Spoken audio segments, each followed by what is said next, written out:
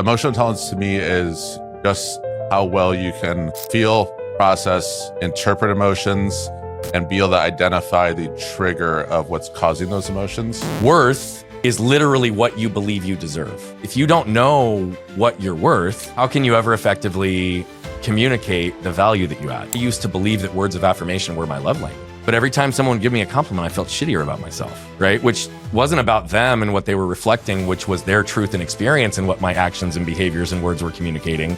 It was my perception of what they really were. Kelly, my CEO, she had a daughter that she lost about 5 years ago, and she went through a whole spiritual process and mourning and everything. I remember I texted her, "How do you mourn?" My dad just died last year also. She sent me back like a beautiful long text message of like how she mourned her daughter. I sat down in my closet at my house And those of you who know the show already, right, know that on Flipping the Lid, I love to normalize conversations, have dialogue and explore narratives with some of the most influential and impactful people I believe in the world. And that doesn't mean just because of the number of people, but it is about the level of impact that they create in almost every interaction they have. And this individual I had heard about, and we'd been following on social for a little while. And then a good friend, Steve Sims, told me to reach out to him. And then he ghosted me for like 6 months. And it was really weird until I ran into him at a mutual friends event, Chris Casamassa. And I got to be honest, I did not know what to expect with what I'd heard from him. And then he took stage. And I was blown the fuck away with the depth.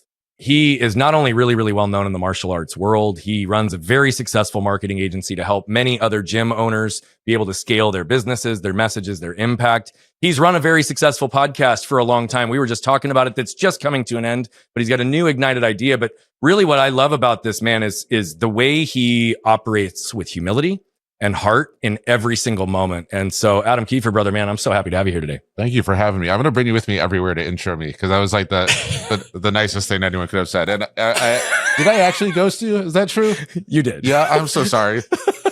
No, but I'm glad we got connected though. By the way, you have nothing to apologize for. It was like, to me, I'm a big believer that the timing is always perfect when we allow it. Like, we had connected, and oh, by the way, I didn't know about all the shit you had going on last year, which I know we'll get into, but it was in the window of time that you were completely in this dark space. That would make sense then. And so when I say you have nothing to apologize for, like, I'm a big believer in meeting people where they are. I wasn't offended. I wasn't upset. And then when I met you and I found out especially what had been going on, I was like, oh shit. Like, okay, it makes sense, because sometimes we have to retreat, bro.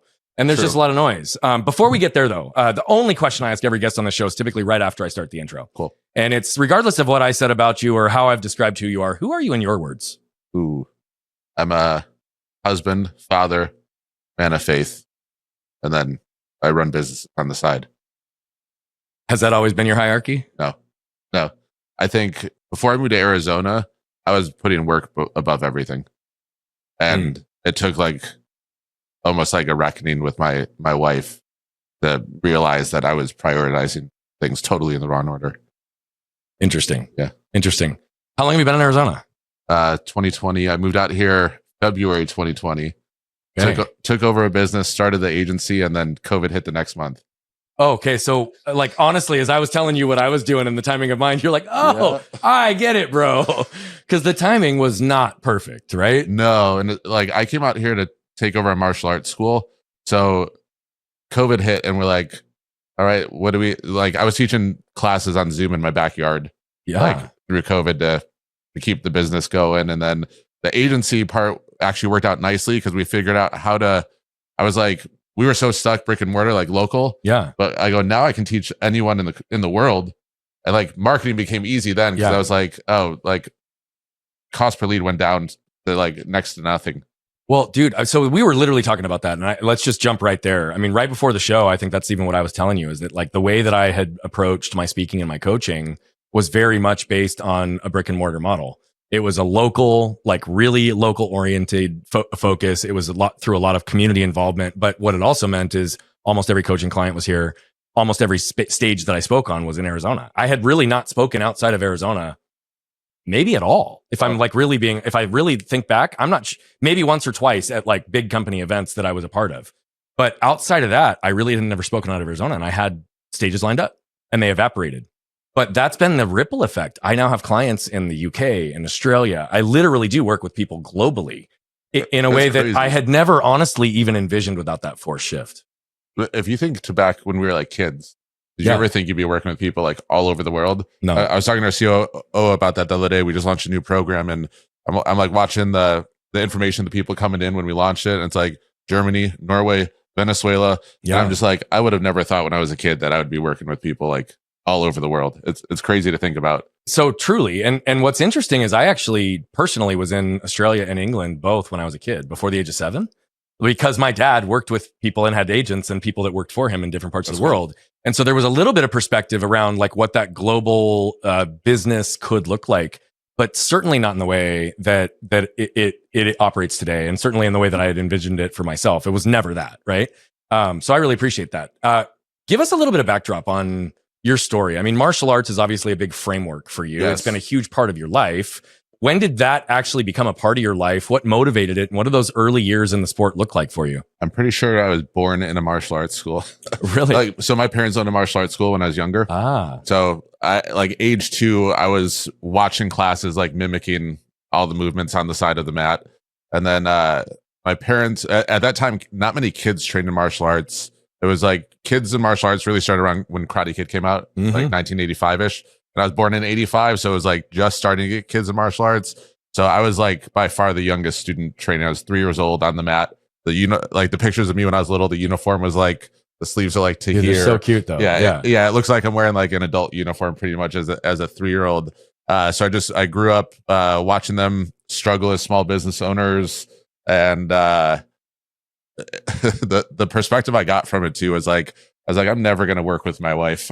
that was just my take from it, because I saw like the work and stress come home.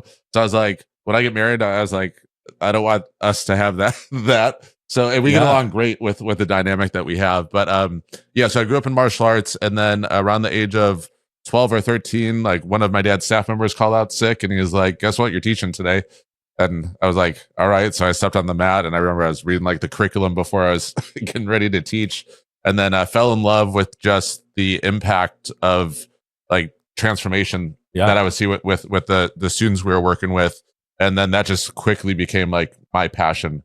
And there's a lot of good people in the martial arts industry that I had to like sort of look up to, and that really did it because they loved the ability to change lives.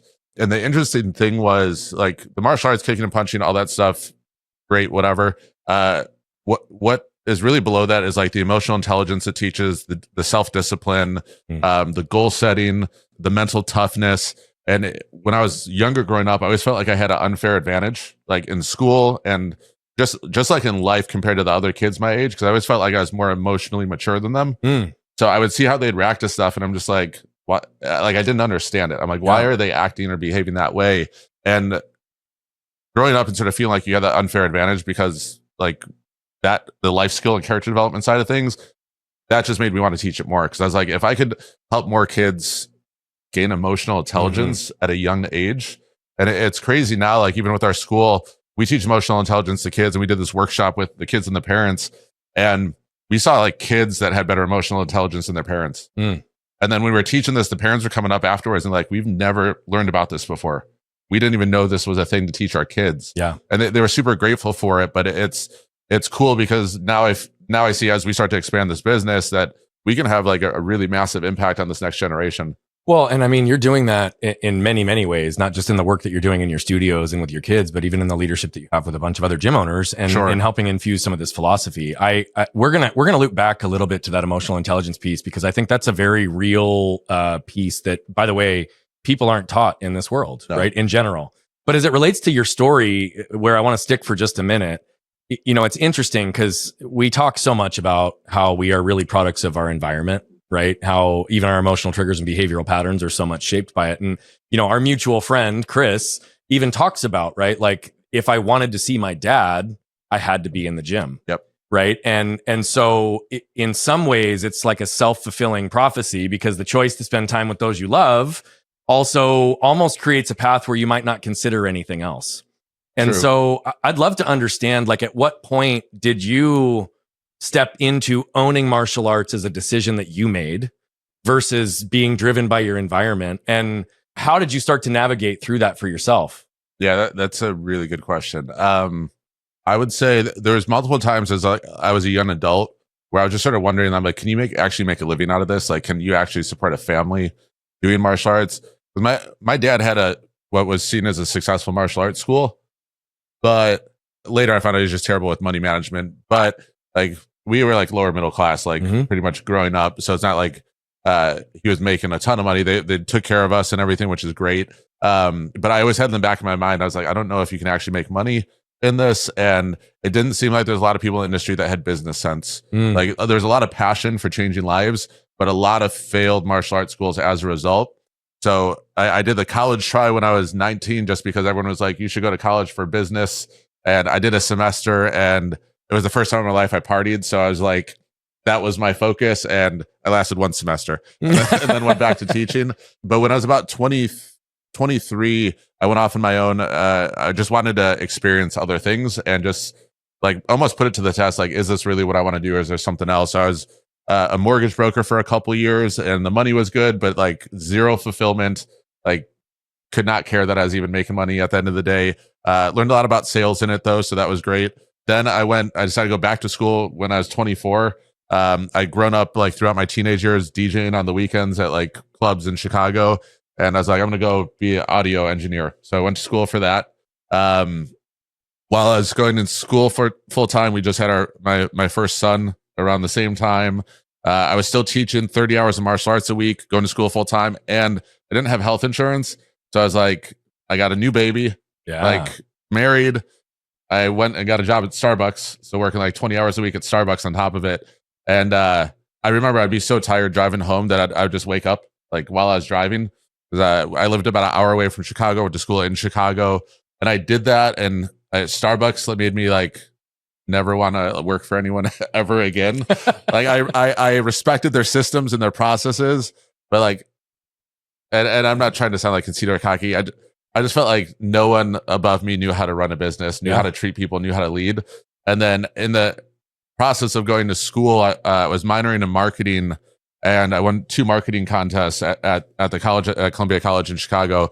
And I remember talking to one of my favorite production teachers. He's like, Adam, he's like, you're so good at production. He's like, you're so good at marketing. Like, the reality is you're 24. And he's like, you're pretty much going to be a glorified coffee bitch for 2 years of your life to get like a decent paying job in this, just because no one can skip the process. It's just how it works.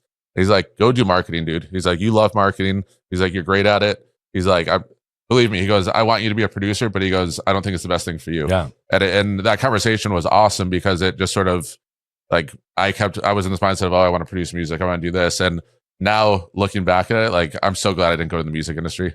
Like, I think that would have been a terrible, terrible, terrible mistake. But that was sort of like, all right, the marketing side is great. Started taking on some martial arts schools just as like one-off clients, helping them with their marketing. And then got an offer to go to New York and work for I Love Kickboxing to like lead their marketing team. And while I was there, I just kept missing martial arts the whole time. Like the whole time I was like, and I was still like training on my own and stuff, but I was just like, I just miss the transformation aspect. I miss being face to face with like families that we're working with or people that we're working with. And 2 years in, they were starting to restructure anyway. And I was like, how do I get back into doing what I love?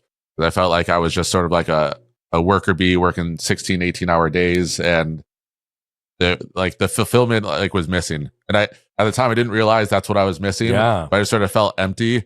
And then as soon as I got back into a martial arts school, like I was on the mat, I was teaching, and I was like, this is what I love. This felt like, right. Yeah. Did you ever compete? Yes. Yeah. I competed for probably like age 14 to 19. What was that experience for you?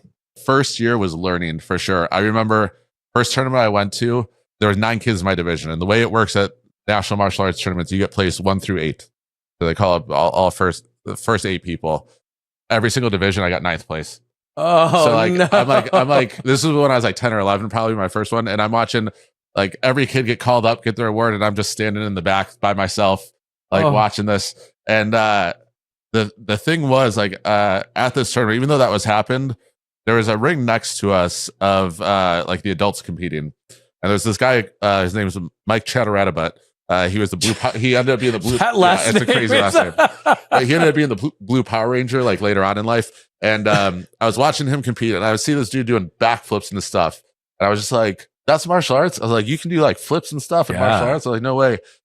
So seeing that like motivated me, because then I went and started like trying all this crazy stuff from watching VHS tapes and learning. And then the discipline just developed as a result. Like I remember I trained like 3-4 hours a day, just because I was like, and it wasn't even to win. I just wanted to learn. I wanted to get better.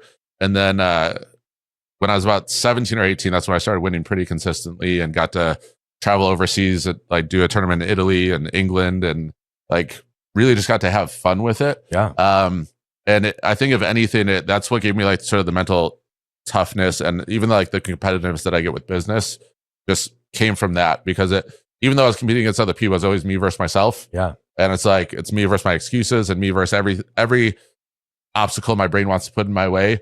And I respected that sort of like that internal battle of like, all right, who's going to win today? Like the default brain or the champion brain? So I know for a fact, just because of what you talk about today, that the internal game for you is more than just the brain and the mind, right? It's also emotions and spirit and other things. And, you know, those are components in my story that you've heard me talk about as well, that I was shut off to for a lot of years, pretty unconsciously as well. You know, you learned, and obviously you had this level of emotional intelligence early on. How were you able to develop both your mindset and discipline, whether it's independent or integrated alongside your emotional regulation and maturity as well? Good question. I think I had emotional intelligence in certain situations, but like working for a family, I had zero emotional intelligence. Like when, like if my dad and I would get into it, my brother and I would get into it, like there was not a shred of emotional intelligence like in that aspect. Even like relationships, like with dating at the time, like I did not have good emotional intelligence. Now, if everything in the world went wrong in front of me, I would have great emotional intelligence. It was just more on a relationship basis. I didn't. And like growing up, I don't think I had a good model for that, like in our house either. So that probably explains part of that. The discipline, I think, was because it was focused on me internally. That part felt easy for me. I wasn't disciplined with other people as much, I felt like. I mean, even the way that you talk about that though is very resonant to like my experience, right? It's the things that I was blind to, that even sometimes I thought I had good intent around. I actually want you to, for a second, define emotional intelligence from your perspective, because you talked about it in a couple of different lenses, which I find really fascinating. But I think that word, you know, emotional maturity, emotional regulation, emotional intelligence, I feel like so many of these can have varying interpretations based on what people's preconditioned notion is. So how do you define it, and how do you see it showing up in your life? Good question. Emotional intelligence to me is just how well you can feel, process, interpret emotions, and be able to identify the trigger of what's causing those emotions. I think a lot of people think emotional intelligence means you don't have emotions, and I think that's totally incorrect. Like, I have all the emotions still. It's just how self-aware am I to notice when the emotions are showing up, and being able to look back and think, well, why am I feeling this way? What is causing me to feel this way? And then being able to learn from that. So in future situations, I'm not making the same, I guess, emotional mistakes that I made previously. Well, what I also appreciate is that even the way that you defined emotional intelligence had largely to do with the internal elements of it, right? And I think that that's also what a lot of people view emotional intelligence as, your ability to read or have intelligence in connecting with others and being able to perceive and have empathy over sympathy. Yes. And I would suggest that, to your point, even though there was tight relationships that you were challenged in, based on how I see you build relationships and move through the world, your emotional intelligence has often been very strong, I would say, in a group dynamic or larger environments, or when you're interacting when it's not an intimate relationship. Is that accurate?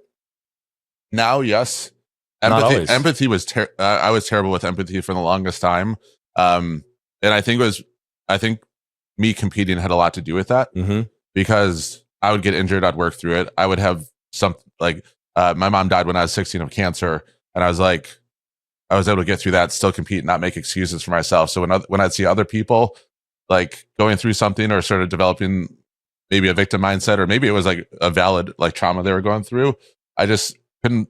I was like, why are you letting that stop? Like, and it was just based on my like personal situation at the time, but also I hadn't realized that at that age I hadn't actually processed my mom dying or like really mourn that. So I'd see other people let little things stop them, and it was almost like I felt, or they felt smaller to me as a result for the longest time.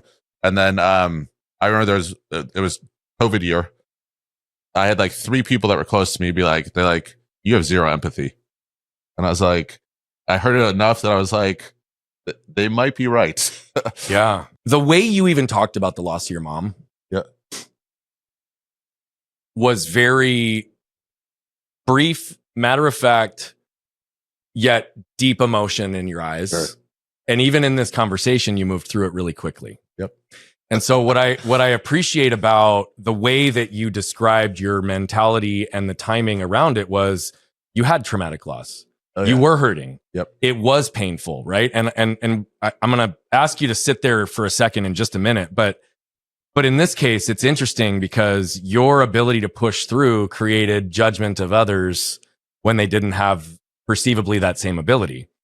But the nuance of what you said also is that I processed it really quickly, and yet I'm not sure that's true. No, I don't feel like I think at the time I felt like I processed it really, really quickly. Okay. I don't think I actually like mourned and processed it till last year. Okay. So that was what, in the nuance of the language. And here's what's funny.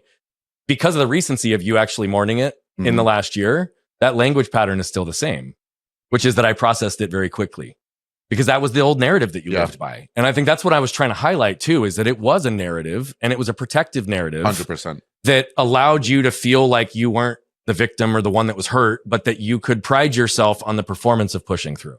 Yeah. And I think part of it too was like, my dad, I didn't have a good relationship when my mom died. So I was like, I have to be on my own pretty much like from that age. And it was like, I almost had that mentality of like, I have to be the man of the house type of thing. So I just sort of like push it to the side and was like, all right, just focus going forward. It doesn't surprise me the level of self-awareness that you have to be able to even discuss it the way that you are. But that's what I would like to understand is what was it that brought it to awareness that you had not actually mourned and grieved? I think it was like just the weight of everything from last year that happened. Like I remember, so Kelly, my COO, who you met, she had a daughter that she lost about 5 years ago. And she went through a whole spiritual process and mourning and everything. I remember I texted her, and my dad just died last year also. So this was like, I don't know, 3 or 4 weeks after that. I was like, how do you mourn? Yeah. Because I think I realized at that moment that I didn't mourn my dad right away because I was like, I had to be the guy to lead everything and show up and sort of like get everything together for his funeral and everything. But I was at that moment, I sort of realized like I never mourned my mom. Like I never mourned any of that.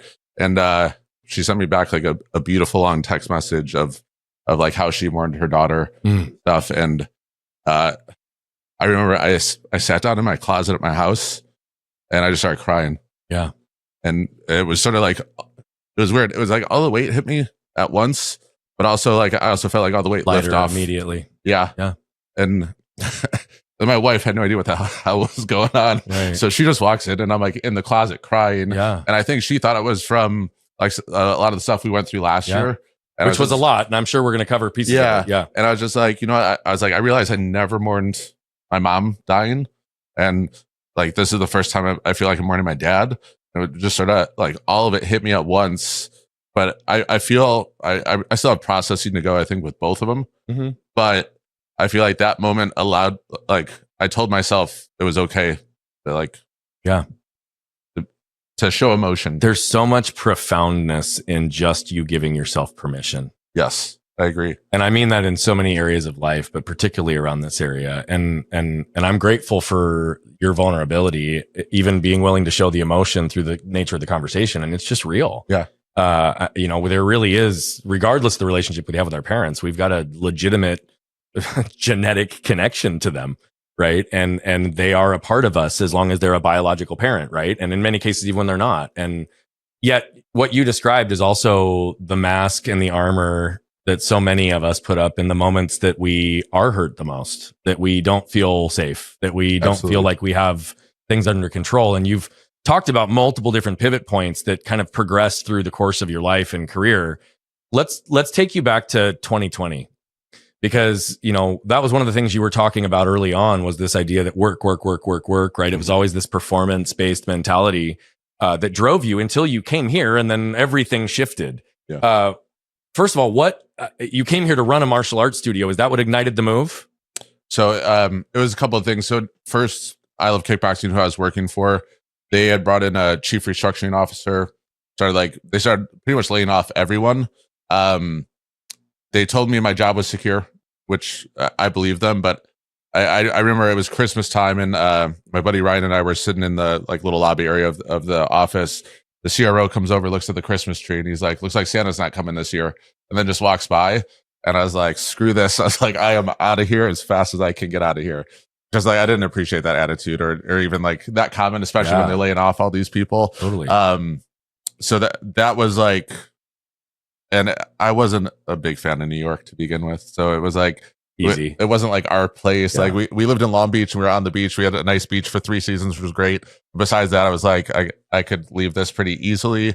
I had come out here for a week. My former business partner hired me to come train the team at his martial arts school for a week. And it was around the same time all of this stuff at I Love Kickboxing was happening. And I came out like, and of course he took me to like all the best places in Arizona. Of course. Because I think he already had it in his head. He was going to try and get me out here. But I was like, oh, I'm just going to go out there and train his team for a week. So I had a great time out here for a week. Fell in love just with the Chandler, Gilbert area. And then I just went back to my wife and I'm like, hey, like, I think Arizona is the place we have to go. And to her credit, I didn't even like really ask her, which like dick move on my part. I was just like, we need to go to Arizona. And it was just like, okay. Like, wow. Yeah. And the other part of that was at I Love Kickboxing, since I was working so many hours, my wife and I, and she was going through postpartum depression at the same time. I didn't realize it. So I would just come home and be like, oh, she doesn't care about me. She doesn't love me. Like that mentality. And divorce I brought up divorce because I just thought she didn't love me anymore because I wasn't empathetic enough to understand what she was going through. And our communication was terrible. So in the middle of that, I was like, we need to move to Arizona. And I was like, she's either going to be like, you're going to Arizona or I'm really the kids. Yeah. And luckily I have the best wife on the planet that was just stubborn enough to be like, yeah, we're all going to Arizona. But it's also like crazy how easy it is to be blind to what's right in front of us. You know, it's insane. You know my story. I've shared it. We've talked about it. I was on your show, and all the years that I was blind to so many components of how I was showing up. And, you know, and again, what's really interesting, you and I share so many parallels in so many different ways. When is your birthday, by the way? August 21st. August 21st. Okay. So I got you by a month. That's it. Yeah. I got you by a month. So I'm an 85. I've turned 40 this year too. 85 is the best year to be born. I mean, that's what I think. But and dude, and the number of people I know who are turning 40 this year too, I'm like, it's weird. I didn't feel like I had a lot of people that I knew that were 40. Yeah. And all of a sudden everybody's turning 40. I'm like, what's happening? But and then you've got an 11-year-old, right?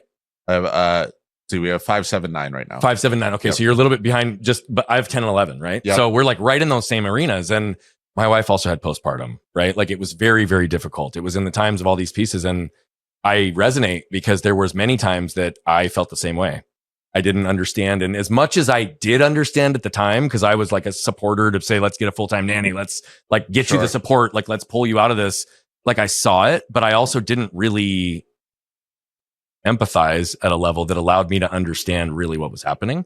And so then it would become about me, right? Like, well, she doesn't love me. She doesn't this, or even to the level that when I was having my anger, I don't remember if I shared this with you, but there was, and I'm not proud to say this, but there were periods of time that I used to think that my wife was just weak.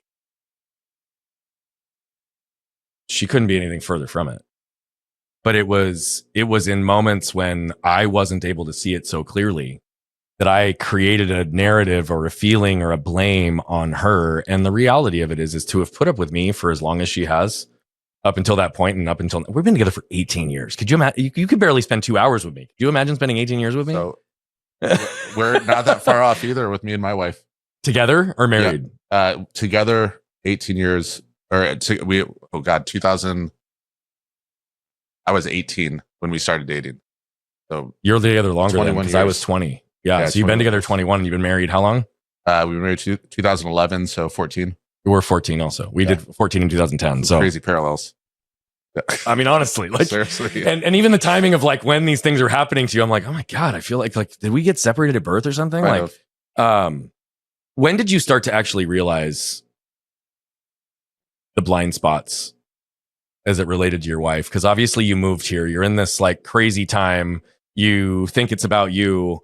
It could go one of two ways. Yeah. And the long run is she's the greatest wife ever. Just like I can sit here and say my wife is one of the strongest ever.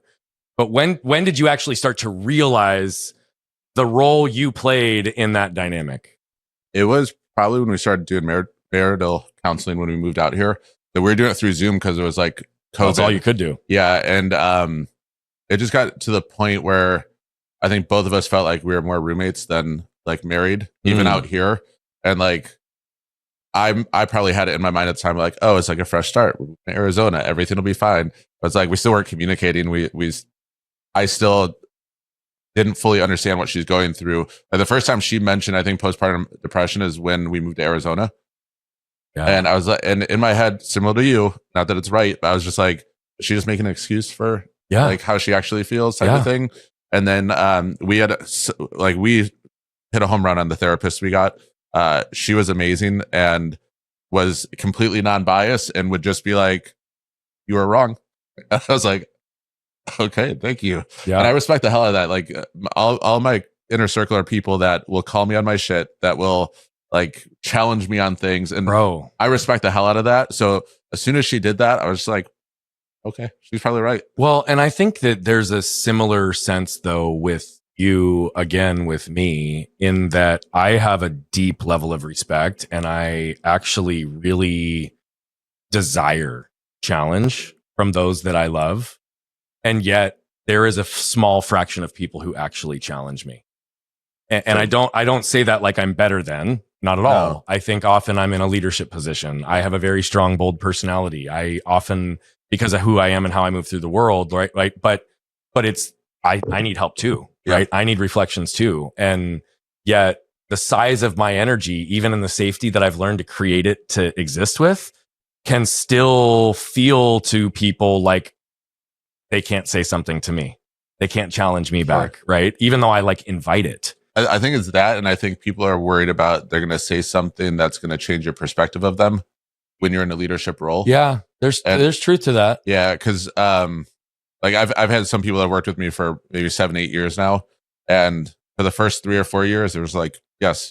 And then I almost had to like pull it out of them. I'm like, hey, if you think I'm making a stupid decision for the business, I need to hear that from you. You think I'm making a stupid decision in my life? I need to hear that from you. Right. Like, tell me that. And I think it takes them seeing other people give you that feedback and seeing that you're not flipping out, you're not getting defensive, and that you're actually taking it and absorbing it to be like, oh, he really isn't going to get defensive if I tell him what I think he needs to hear. Like, I love constructive criticism. Same. I love feedback because it helps me identify blind spots and shorten and compress time, right? In my ability to move through stuff, particularly when I'm unconscious to it, right? Like, and I've gotten myself to a place that I can receive feedback that may not be congruent to my perception and not react anymore either.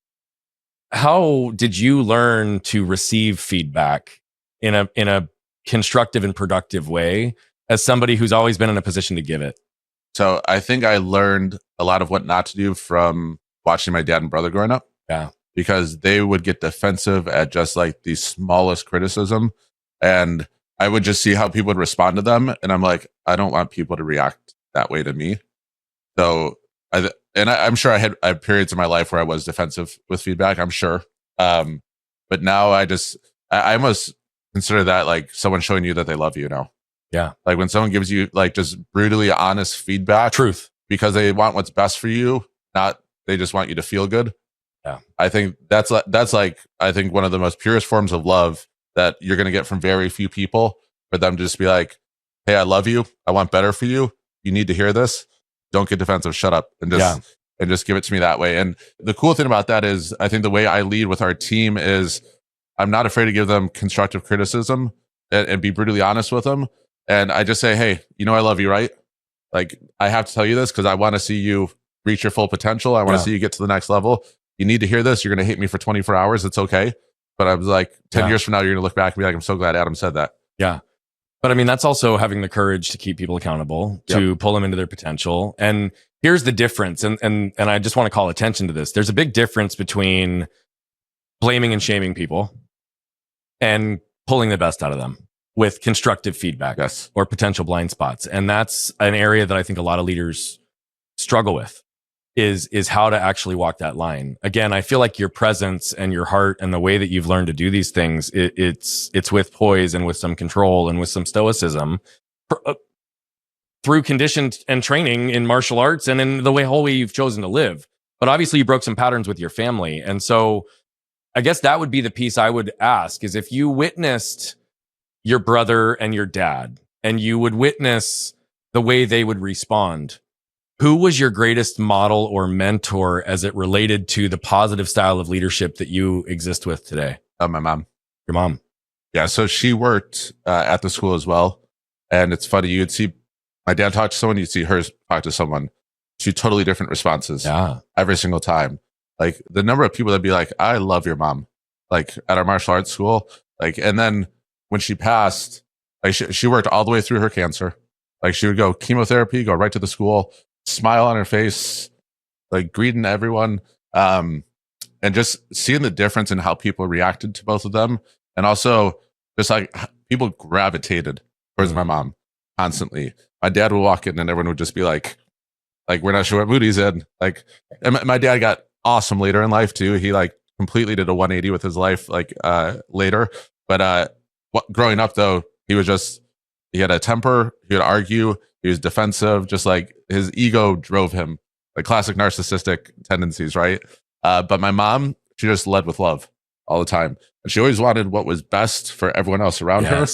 And to her, she loved running a martial arts school because she loved the relationship. She loved the passion and changing people's lives, where my dad got very money focused with it. Like he just wanted to make money. And I just, you could tell with their interactions, what was important to them. Well, and I think it's, both of your last two answers actually have a very similar pattern to them. And they resonate with one of the things that I often discuss, which is this idea of there's a big difference between people wanting something from you and for you, right? And being able to surround yourself with both. And, to this idea of being able to lead with love and receive feedback and give constructive criticism. To your whole point exactly. I mean, like I had somebody in our coaching community who I've never done one-to-one work with, never done like really deep intensive work with. They gave me a compliment in a way that I teach and discuss to accept and receive. And it was in a day that I was off. And I kind of brushed it off. Like I didn't disrespect it. It was like, thank you, but I didn't receive it. And she fucking calls me out on it.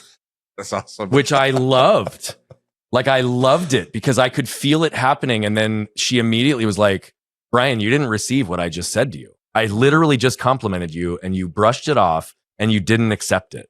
And you teach us that like we need to fully receive because otherwise it's shutting off the other person's ability to give. Like she called me, like just calls me out. And I like started laughing but laughing out of like positivity. I was like, you're fucking right. Thank you.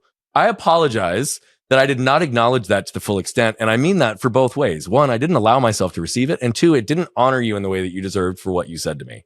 And I love that. But it's like, again, that was a perfect example. Even though everything in our interactions up until now have been me adding value to her, she also knows that I don't want anything from her. Right. And because she cares for me, she can do those things. And that's leading with love. It's with heart. It's with all of those pieces. So, I have a question for you. Please. I suck at taking compliments. Like one of my mentors at one point, I always get made fun of because like the people close to me, I always ask like really deep questions too. So like I'll do enough that they'll be like, all right, no more deep questions, Adam. It's like a thing. But I was asking like our inner circle, I was like, hey, what is the one thing I suck at that you guys want to see me get better at? And he's like, learn how to take a damn compliment, dude. Yeah. He's like, you get complimented all the time. And he's like, nothing changes about you when you receive that compliment. And I was like, I feel like I've gotten slightly better at it, but I still know I suck at it because I'm like, someone will say something nice about me. And there's just inside, I feel nothing different. It's weird. So I have some very strong intuition and I could give you some answers around that. Right. But I also would say, do you want to play a little bit with this and like actually explore? Yeah. Okay. So are you aware of how you feel when someone gives you a compliment? Sort of. Okay. So if like you're aware that you kind of don't accept them though, you know this, and you've been aware of that intellectually as well, but more that people have told you, you now accept it as probably truth. Yes, and I feel like my reaction sometimes is forced, right? Because I don't want them to feel okay. It's not that I don't appreciate it, but that's what that's what I want to explore with. So what it's telling me is one of two things: either it's a negative association, right, and you've shut off the feeling, or the feelings that you get are not positive and you're aware of that, so you have a very difficult time accepting it. I think sometimes my mindset goes to, I'm not finished doing what I'm doing yet, so I don't feel like I deserve the compliment yet. Interesting. Okay. I'm like, and I don't know if that's from competition, if it's from reading too many Tim Grover books, but I'm like, when I get a compliment, I hear it, but I'm like, I'm not done yet, so why am I getting complimented on this? Would it be fair to say that you learned to receive love, validation, and connection through performance? From my dad, yes. My mom was just absolutely. Your mom I can feel is different, but what am I trying to suggest?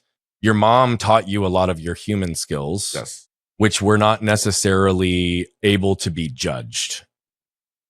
Whereas most of what you did technically in the sport that your father brought you into is very specific to this is correct form. Correct. Right? Yes. So it's a very, though there's some gray area in it, it's also very much often taught and even scored in competition through a very much like, this is the right way, this is the wrong way. Is that fair to say? Yeah, absolutely. Right. And so why I'm highlighting that is that oftentimes we learn the ability to receive compliments based on however performance has been measured. Right. I am somebody that learned to receive love, validation, and connection through performance. And that doesn't mean that both my parents didn't love me crazy and lead with elements of love. But it always, and I'm not even saying this with my parents, I'm saying this holistically, it always felt contingent upon what I did instead of who I inherently was. That makes total sense. And so I'm going to give you a little like language lesson for a second, because I just actually taught one of these this week, and the words you used were like so spot on, but it connects to 2 or 3 different conversations I've had around this topic. And so we're going to start there for just a second. Do you know what the difference between value and worth is? I see them, I think, as the same often. Value is literally the impact or the value that you contribute into the world, the actions, the marketing success, even the love that you provide. Like, it is the impact you have in the external world. Your value is an external measurement of what your actions, words, and behaviors are communicating. I like that definition. That's good. Worth is literally what you believe you deserve. What's interesting is the reason this led down a path is if you don't know what you're worth, how can you ever effectively communicate the value that you add? Or how could you receive the value that others receive from you when they're communicating it back to you? I think I place my worth on how I show up as a husband and a dad. So I think because it's placed in that, when I get compliments on the business or anything outside that. So stick with me for a second, because that's also true. I think that's part of it. That's also true. What you just said is also true. Okay. That the reality of it is, though, is like earlier this week, I was working with a client and I asked him to sit down and go through an exercise, which is very targeted. It's not just like a cliche exercise. It's targeted down a very specific reason with this person. Not one I have everybody do. But I said, I want you to go through and I want you to write an extensive list of everything you believe you desire and you deserve within your business and within your intimate relationship. And he said, well, desire is easy. I said, okay. He goes, but deserve, I don't think I can do that. Okay, why? Because deserve, it's a trigger word for me. Why?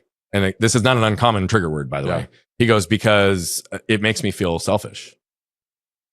So then we're on the call, and this is where it led to like this next evolution of conversation. I don't have the language in front of me specifically, so I'll recall it as best I can. But I literally real time, like, reflected some stuff back to him. And then we got into the definition of words. The definition of the word deserve is what you believe you're worthy of. And what's funny is, look, worth is what do you believe you deserve? Right. So I in an exercise with this, right, so many people will dismiss this. It's like, they'll use deserve as a pain treatment. Well, I did this thing, so I deserve that. Well, then there's pain associated with what you believe you're worth, right? And what you believe you're worthy of receiving, which is super crazy, right? Because it's still measured. But then it gets even deeper, right? Like selfish literally is you care about yourself above anyone else, right? Entitlement believes that you believe you deserve special treatment because you just inherently are better, right? Those are negative associations. But yet in this concept of desire and deserve, you have a block to the concept of like, well, do you deserve to have a loving, connected relationship? Do you deserve to be gaslit and manipulated and controlled?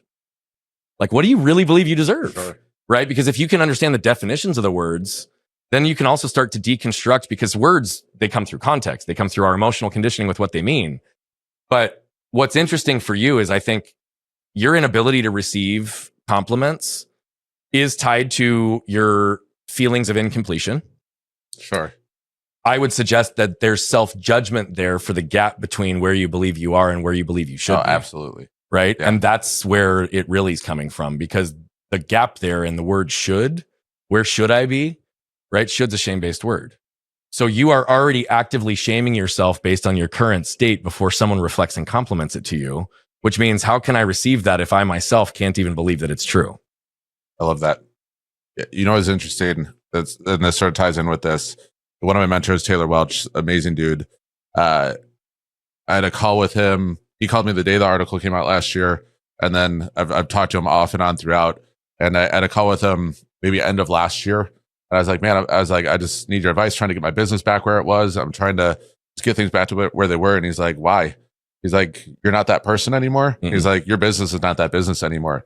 He's like, you have a new identity right now. And he's like, what you need to figure out is, what is this new identity going to be moving forward? Because he's like, that last year gave you a whole bunch of tools and skills that you didn't have, and probably perspective you didn't have. So he's like, now you need to figure out, what is this new identity?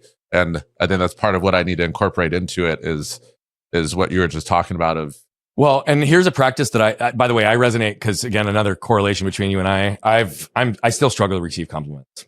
Again, in a moment where I wasn't conscious to it, just a couple of weeks ago, I got called out on it because of what I teach and promote. And, I was called out 3 or 4 years ago with a similar conversation. And I had asked one of my mentors, what's one of my biggest blind spots? And he said, you're really fucking shitty at receiving. And I was like, what are you talking about? He's like, you pour love on everybody. He's like, I've watched you in philanthropy and other organizations go and ask for anything for anyone. There's no fear, no hesitation, no shame, no nothing. You'll ask for anything for anyone if you perceive it's going to benefit them. The second you perceive it's going to benefit you, you don't ask. And he was right. I identify with that like crazy. but even down to the level of like, I used to believe that words of affirmation were my love language. But every time someone would give me a compliment, I felt shittier about myself. Right? Which wasn't about them and what they were reflecting, which was their truth and experience and what my actions and behaviors and words were communicating. It was my perception of what they really were. Right? So that gap and divide between the intent and the action and how others are receiving it was where it was for me. And so here's what I started to do with that, because again, I would feel shittier about it, but I wouldn't even be able to acknowledge the truth that they were giving me. When someone gives me a compliment, 99% of the time now, I will look at them and I'll say, thank you. I fully receive that.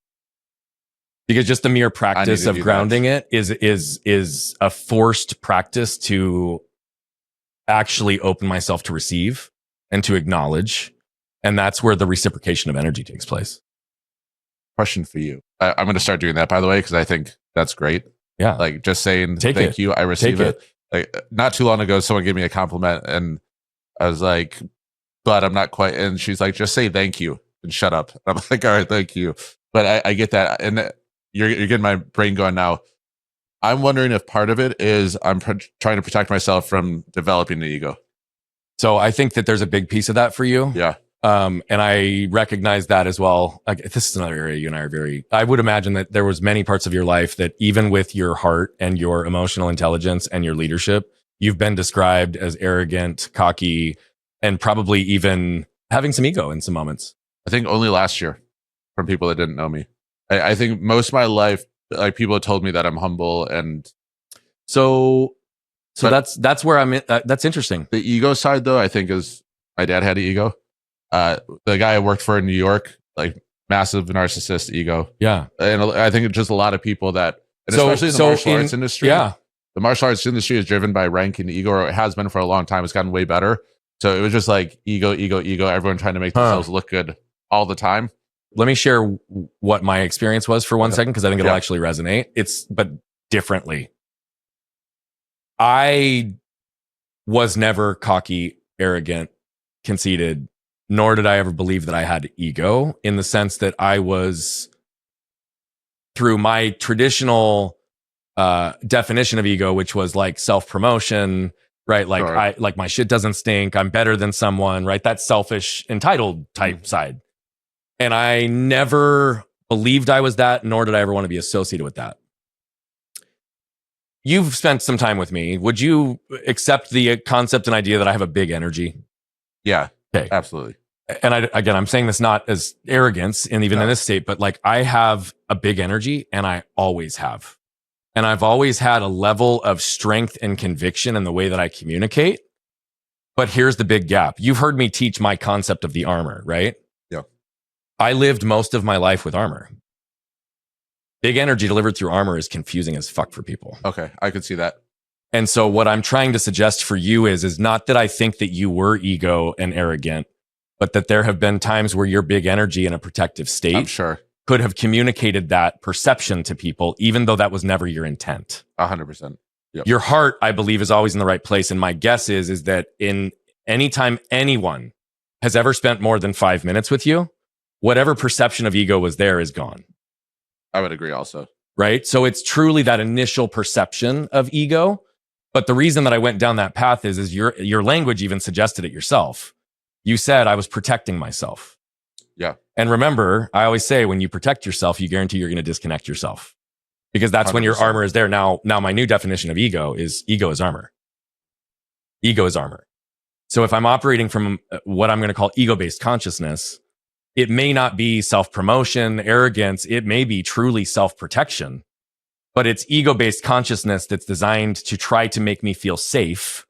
And what it's really doing is diluting the authenticity of my intent in what I'm communicating. That makes 100% like sense to me, because I feel like ego is protecting your insecurities. That's it. That's all it is. That's all it is. The same thing with anger. Ego and anger are the same thing. They're both, well, they're not. Ego and anger, but they're both armor, is what I mean. They're both armor, and they're both secondary emotions. They're designed to protect something. Why? Because they're both big energies designed to push everything and everyone else away from you, or push them down so that you can feel good. Right? It's all rooted in the same shit that we talk about. Sure. And so that's where I would suggest for you, it's all connected to your ability to receive. Right? And that's, I think, what I was going to ask you in addition is, do you struggle to receive beyond just compliments? Oh yeah, like gifts. I don't know why when people give me gifts, it's not the feeling that everyone else gets when they get a gift. Do you fight for the check at the dinner table? Oh, I just did this. I knew this. My father-in-law came out, and like as soon as the waitress came by, I was like, "You had the card." Yeah. I was like, and he was just, and I could, I think I pissed him off a bit too, because he really wanted to pay, and I didn't realize how important that was to him to like pay for us for a meal. But yeah, 100%. But so this practice goes beyond just receiving a compliment, because it's actually about your ability to open yourself to receive everything. I was always the guy who would sneak around the corner to give the waitress the card so that nobody even saw her bring out the check, right? Like I had to be the one to pay always. And here's the reality. It truly was from my desire to help and take care of people. 100%. Genuinely. It was not about, I got to be the guy to pick up the check. It wasn't about that for me.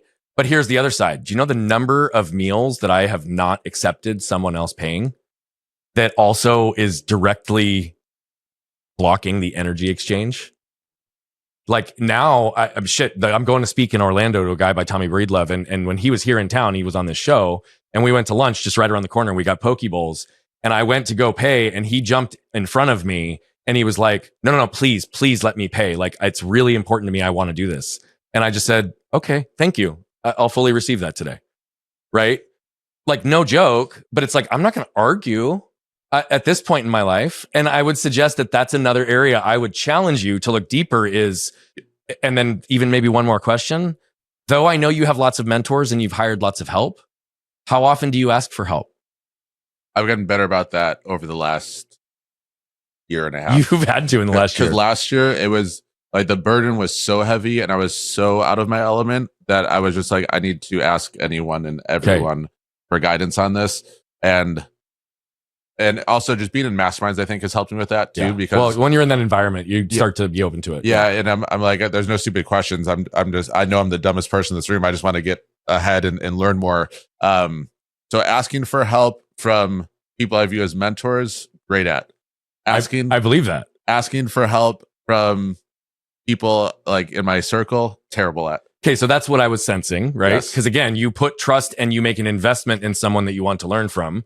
It's easy to receive from them. Sure. Because I'm all in. I would like, you give me the work, give me the path, right? But even to that next level, right? Like you could be on a call, an intro meeting. How often at the end of a meeting does somebody say, "Hey, Adam, how can I help you? How can I add value to your world?" Once in a while. Really? Yeah. You did it like the first time we had a call. But together. I would imagine, but you're saying that most people don't do that? That you interact with? No. Really? Yes. That actually surprises me. I think people like that work for me in the circle, yes, they will ask that. People I meet through like masterminds and business, I feel like 90% of the time I jump in a call, it's because they want to use my audience for something. And it usually ends up being that way because then at the end they're like, oh, we should do a course together. We should pitch this together. So I always, and that could be just like faulty perspective on my part, but the call usually ends that way. And I'm like, oh, okay. Like, I think I've just gotten used to being asked. Yeah. People asking you for something versus asking, okay. Because I very rarely will ask them for something because I don't want to be the guy that's like, oh, let me poach your audience. Let me sell your people. So what I was meaning in that is like, shit. I mean, it happens in the podcasting world all the time for me. Yeah. Right. Where if I'm a guest on a podcast, for example, at the end of the call, the hosts are like, oh my God, like that's it. What can I do to help you? How can I help you? Right. Or even vice versa. If it's somebody that I interview, right. Sometimes that'll be the last questions. Like, how do we do more together? What can I do to add value into your world? Podcast. Yes, it'll happen. Okay. So let's just use podcasts for an example. Yep. When people ask you that when you're in a podcast environment, what do you tell them? I offer to help them instead. Exactly. 100%. Okay. That's the other place I'm going to challenge you. Give them an answer. If they say, how can I help you? Hey, you know what? If there are other shows or other hosts that you know that I could add value to, that would be amazing. I'm always looking to spread the word. Or if it's, hey, you know what? If all you do is go onto my social media and like, comment, and share when it resonates with you, that's more meaningful than you could imagine. Right? It doesn't even have to be a big ask. Yeah. But the point is honor the request. And here's the other side of it. You get to know really quickly who's going to fucking follow through. Oh, sure. Because the number of people who offer help who don't actually follow through, even when you give them a specific percentage. But my lesson here is not for that. It's more to say, no, challenge yourself to give them an answer. Because here's the reality. They're not asking unless they actually want to help in some degree. And even if they don't follow through right away, the majority do. If you give them an answer. But if you don't, what are they going to do with that? Nothing. That's great advice. Absolutely. So but to your whole comment, it's like, look, this is something that I would say is prevalent in business. I would say this is prevalent across high performers. I would say this is prevalent in the world because we're not taught these things. No. But at the end of the day, if we start to view these things more as energy exchange versus transactions or anything else, it just changes the game for everything. And I think that speaks exactly to my mindset in this because I always think like, I don't want this person to think I'm using them for whatever. The fact that you think that tells me you'll never use somebody. Well, I know that. And I wouldn't. But that's in my mind. I'm like, I don't want them to think I'm just trying to get something out of them because I'm not. Like, I want like. But wouldn't you say that they would believe that only if you were trying to get something out of them or from them? Yes, but I'm not saying my mindset is right. No, on this. This is just like playful banter and challenge because I agree with you. I'm also like, but you'd never fucking do that. I just think it's because I saw so many examples of people doing that. So why are you afraid of someone perceiving you that way? If you know that's not what you do. Because I'm just being a bitch about it. That's why. Okay. Okay. Yeah. Okay. And in all respect to the women, I want to make sure that when I call you a bitch back, that it's not actually trying to be offensive, but but like in some respects, that's what I'm like really trying to challenge you on. Yes. is like, bro, why? And you're absolutely right. I just need to practice it more. I need to get the reps in. So here's what I also want to tell you, and this is like what's really beautiful about this. And I want to be careful when I say this because I don't I mean zero disrespect to Taylor Welch. I have respect for him and the work he does, and I know the impact he's had on you. So when I say this, I'm that's why I'm giving the caveat very, very, very, very fucking clearly. His advice to you is great. But what if you weren't actually a new version? You're just shedding the layers that are allowing you to finally see who you are. I could see that too. Yeah, absolutely. And so I think it's a little of both in the sense that there are new pieces. You have new information, new things you have had to learn, like new processes, new ways of operating because of the forced pressure that you were in. But it also forced you, to your point, to actually unpack some shit that you've been carrying for years that was still causing layers of protection. Absolutely. There was still unconscious bias. There was still this performance and pushing through without the ability to slow down and grieve and go inward, right? Like, and so what I'm trying to also highlight is if you really do know how you operate, why do you still measure yourself by an external stick? Yeah, it's a great question. I don't have an answer for it. Yeah. I think what you're saying about shedding pieces of myself and what Taylor's saying about having new identity, me, I think those are the same things. They are one and the same. Yes. Cause I think when you, I think when you go through that and you shed those elements of yourself, I think at the same time you are forging like a new, like 2.0, Adam 2.0 so type of thing. I agree with that, but it's also for the first time ever in your life honoring what was already there. Yeah, I agree with that. And that's the part that most dismiss in the concept of new self, right? Is the fact that your 40 years of experience and that little boy that hid inside that armor for all those years is still who you are. Oh, yeah. You're a stronger, more capable, more evolved version. That's where the new comes in, right? Again, I do see them as one and the same. Sure. But just like most people only celebrate the outcome and they don't celebrate the journey, it is the same. Yes, it is. It is. It is the same. And it's recognizing that the gift is in all of it at all times that we can start to create freedom for ourselves. Dude, I like really just appreciate even your vulnerability and having the conversation that we're having today. Like this is one of the things I love about you. And that's why I said it in my intro. Like it just was so obvious to me how real, raw, and deep you are. I do want to spend a little bit of time talking a little bit about some of your thought processes around marketing for a minute. Yeah. Though, because there are a few people that I will be around that I will witness the way they work and how they work and feel admiration in witnessing it. And you're one of those people. Thank you. I received that. Thank you. Just look at, see, you can learn. I'm getting better. That's like instant. You just compress time, bro. You just jumped a whole other level. When I was sitting next to you at Chris's event, back in the speaker row, one of the things that I loved about you was your ability to both be present in the room, but how I was witnessing you utilize tools, your marketing brain to develop copy, to develop AI images, to build out social media campaigns. And you're doing it so efficiently, but it's efficient because you've done it for a long time. Sure. You've learned a lot of things. You've taken a lot of different approaches. And though your marketing obviously is very niche focused, at least in the agency that you run, your philosophies are universal. I'd love to understand, like, what was your entry point to marketing and how did you view it then? And what has that evolution been like? And where are you today? Good question. I know it's like 4 questions in one, but so I remember the first time I sort of like marketing clicked for me as I was reading. It was funny. It was when I was going to Columbia College. I was a freshman. It was like maybe 2 or 3 weeks into starting school. And I went and stopped at this little like breakfast spot to get food before class. And I just bought .com Secrets by Russell Brunson. And I remember opening it up and I'm reading about the ascension ladder. And I was like something just clicked that, oh, you can make money online by selling. I was like, because I've been in a martial arts school my whole life. So everything is like face-to-face, brick and mortar type of thing. Even doing mortgages, it was the same thing. So I was like, is this real? Like we can actually do this?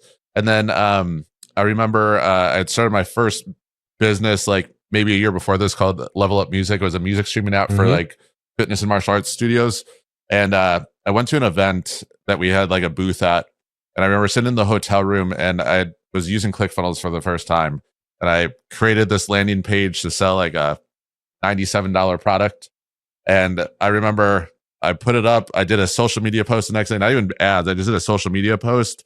And I remember like a couple hours later, I looked and I sold like I made $500. And at the time I was like, all I did was put a thing on the internet and I got $500. I was like, it like just blew my mind that was even a thing.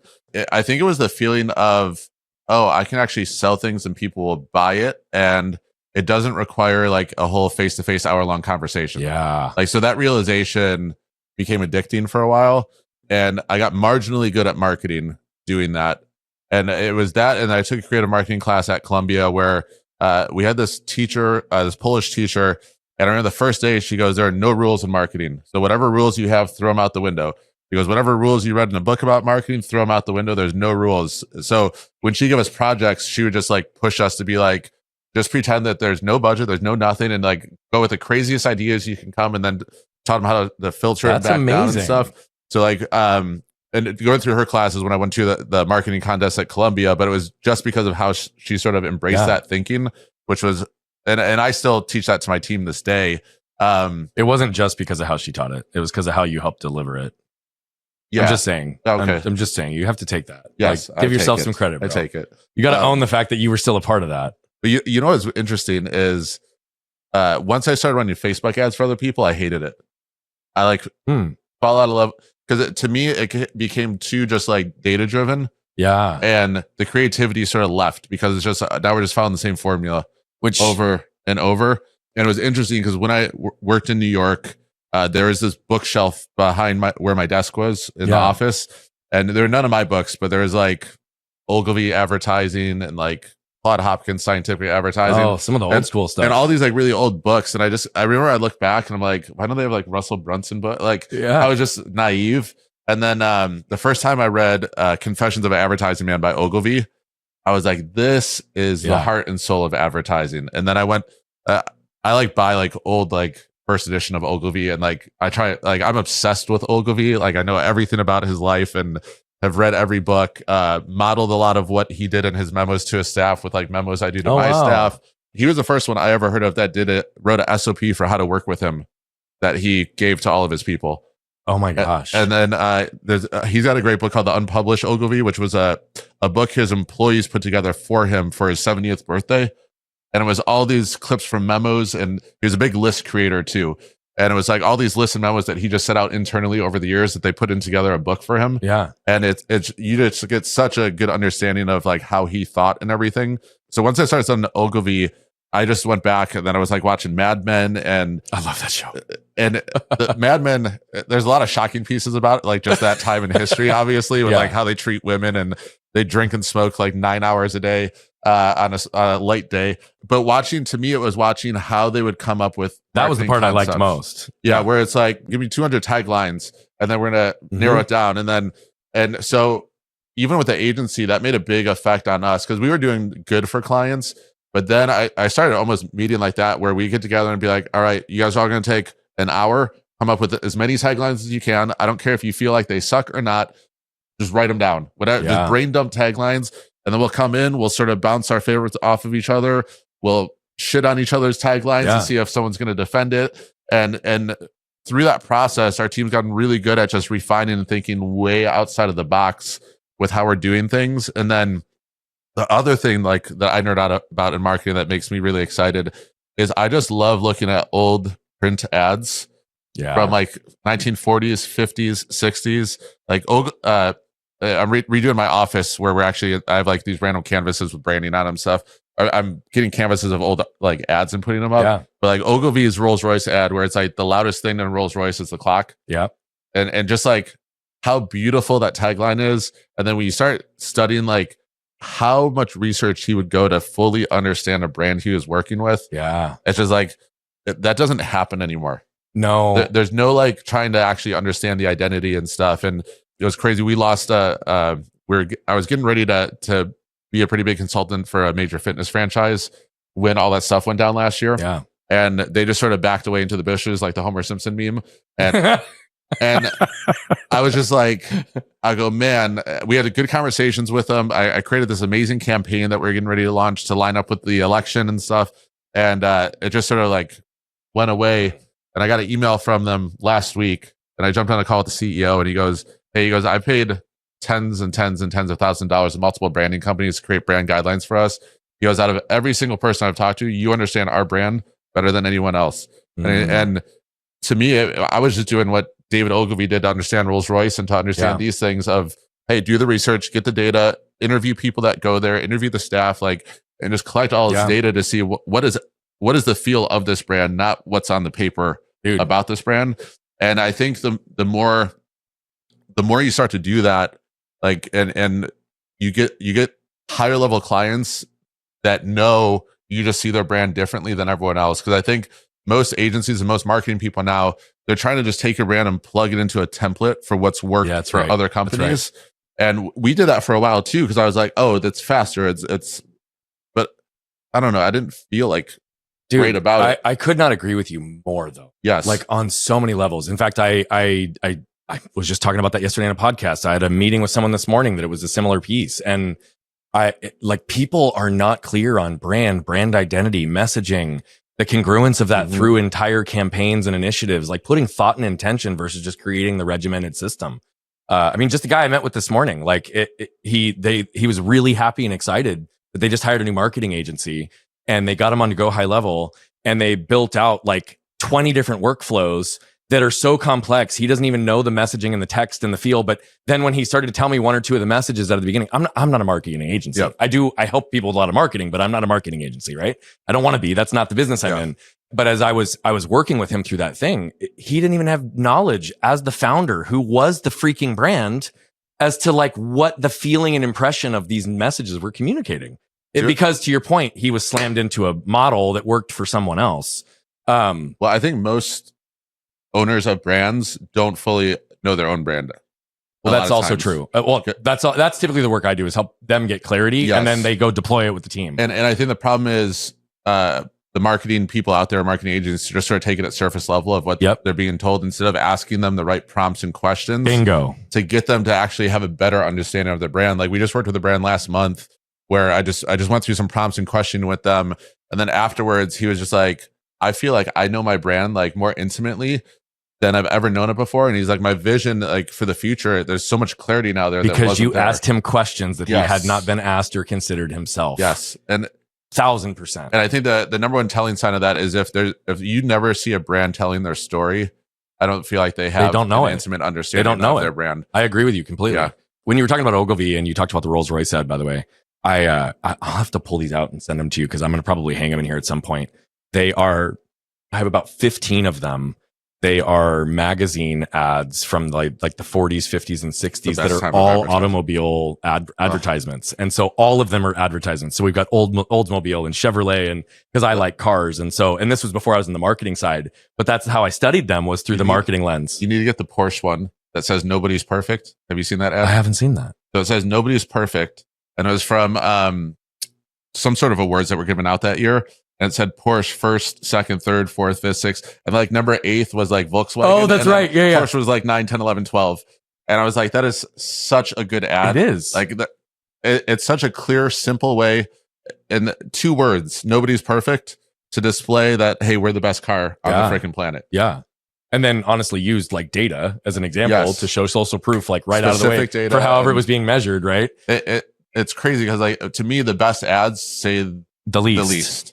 Right. Or they say a lot with the least amount of words. Yeah. Yes. And again, I think it comes back to that even energy, right? It's like, 100%. What is the energy of the brand? And is that consistent and being communicated and amplified through all the channels that exist? One of my favorite ads for the Bible app. I don't think I've seen it. Okay. So it's 5 empty stars. Okay. And it says 0 stars, Satan. And I remember I saw that and I was like, and if we think about it, most religious companies don't really have great marketing. Right. But I saw that and I was like, that is such a clever ad. It is. It's such a clever ad. It's extremely clever. Yeah. So we've referenced it a lot, but we're over an hour into the interview and we haven't talked about last year. Yeah, last year was awesome. I do want to go there, and we don't necessarily have to go there to the full depth and extent of it. But this whole show is about normalizing that shit happens. Yes, right. It's about how we learn to respond to it, grow from it, refine through it, like all of the above, and to learn and exist amidst chaos, and ultimately still be centered, grounded, and okay. You had a lot of shit last year. Yeah. Right. And again, in the period of when we were introduced to when you ghosted me and came full circle, thanks for, telling me that I was a jerk and you didn't want to hang out with me. I get it, dude. That's okay. Definitely did not say that. You didn't have time for me, but actually that's true. You didn't. Your capacity was shot. Probably like just trying to survive. But that wasn't a value of me. That was just where you were at. So point is, dude, you had a lot. Yes. You take it wherever you want from here. But you were running a successful agency. You were running gyms. Yeah. You were running, like, your life in a lot of respects seemed as if it was humming. You even talked about it. Had this huge opportunity with a big fitness brand. Like, what happened? January 2024, we had probably by 40% the biggest month we've ever had. And all three of the companies had the biggest month they ever had, all in January. Wow. And then an article came out in February and we just like plummeted. So the backstory of this is my previous business partner. There was a Halloween party in 2023 in Queen Creek, Arizona. And at the Halloween party, a 16-year-old boy, Preston Lord, was murdered. And at the time, there wasn't a lot of information, but he had called me. I don't even remember what day it was at this point. He called me at some point and just told me that his son was at that party.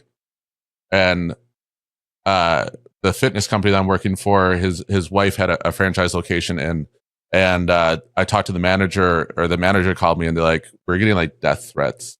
Wow. Like, because everyone thinks his son was the one that did this murder. Oh my goodness.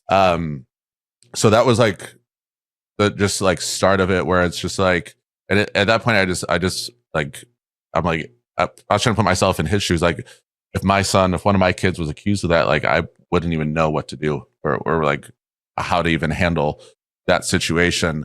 And then this is going on for a couple months and there's not really a lot of information, but there's a lot of public hate towards my former business partner and his kid. Yeah. A lot of like internet speculation and rumors. Around the same time, I had a assistant of mine, that we just had like this internal culture problem that we've never had before. Like, culture has never been an issue in any of our companies. And we were just trying to figure out like where it was coming from. It just seemed like a lot of the employees were unhappy. And I was doing like a lot of self-reflection. I'm like, am I being an ass? Am I like all this stuff? And we found out that it was my assistant was like just putting people against each other in the office for no reason. Yeah. So it was almost like sport. It felt like for her. So I remember I went on Slack one night and figured out you could view like everyone's conversations within the company. And I wanted to see what was happening, because I was like, I'm missing something here. And so I started seeing messaging between her and all these employees, literally just pinning employees against each other. Oh no. She'd go to one employee, said, this person said this about you. Go to another employee, this person said this about you.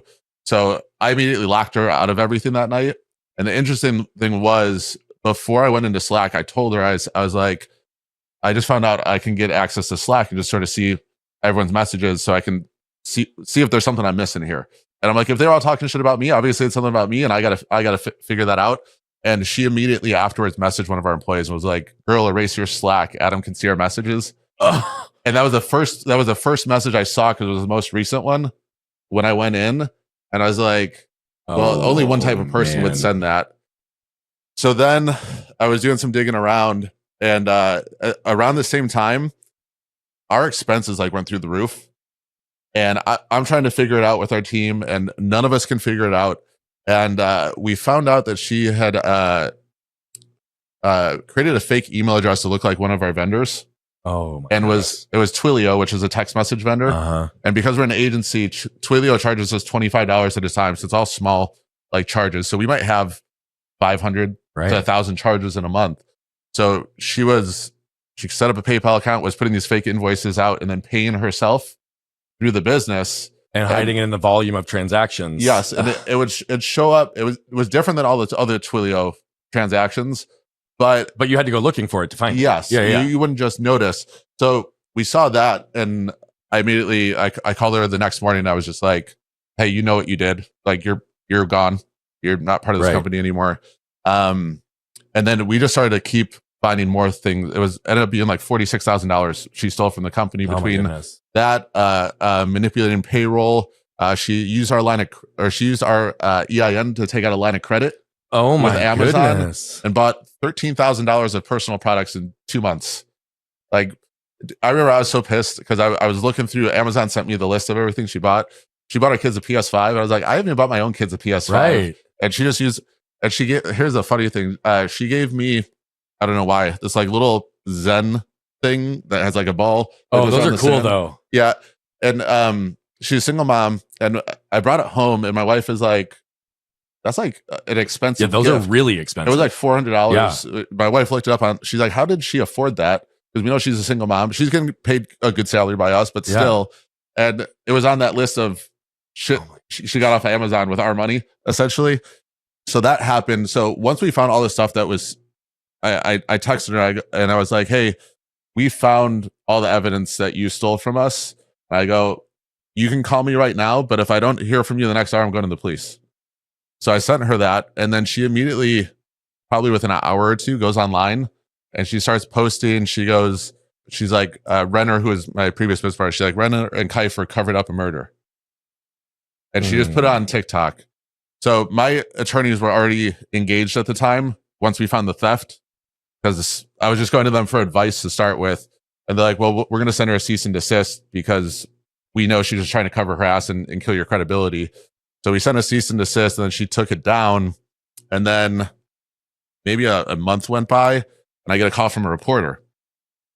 And the reporter, he actually called my wife, didn't even call me, but he's like, we want to ask him about the accusations that he covered up the murder of Preston Lord.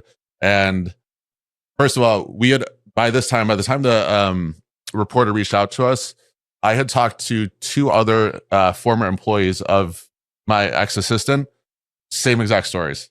Took out a line of credit against their business, stole money, was putting like Ubers, DoorDashes, groceries on company credit cards. So she had this down. Yeah. So this was the 3rd time that I know of.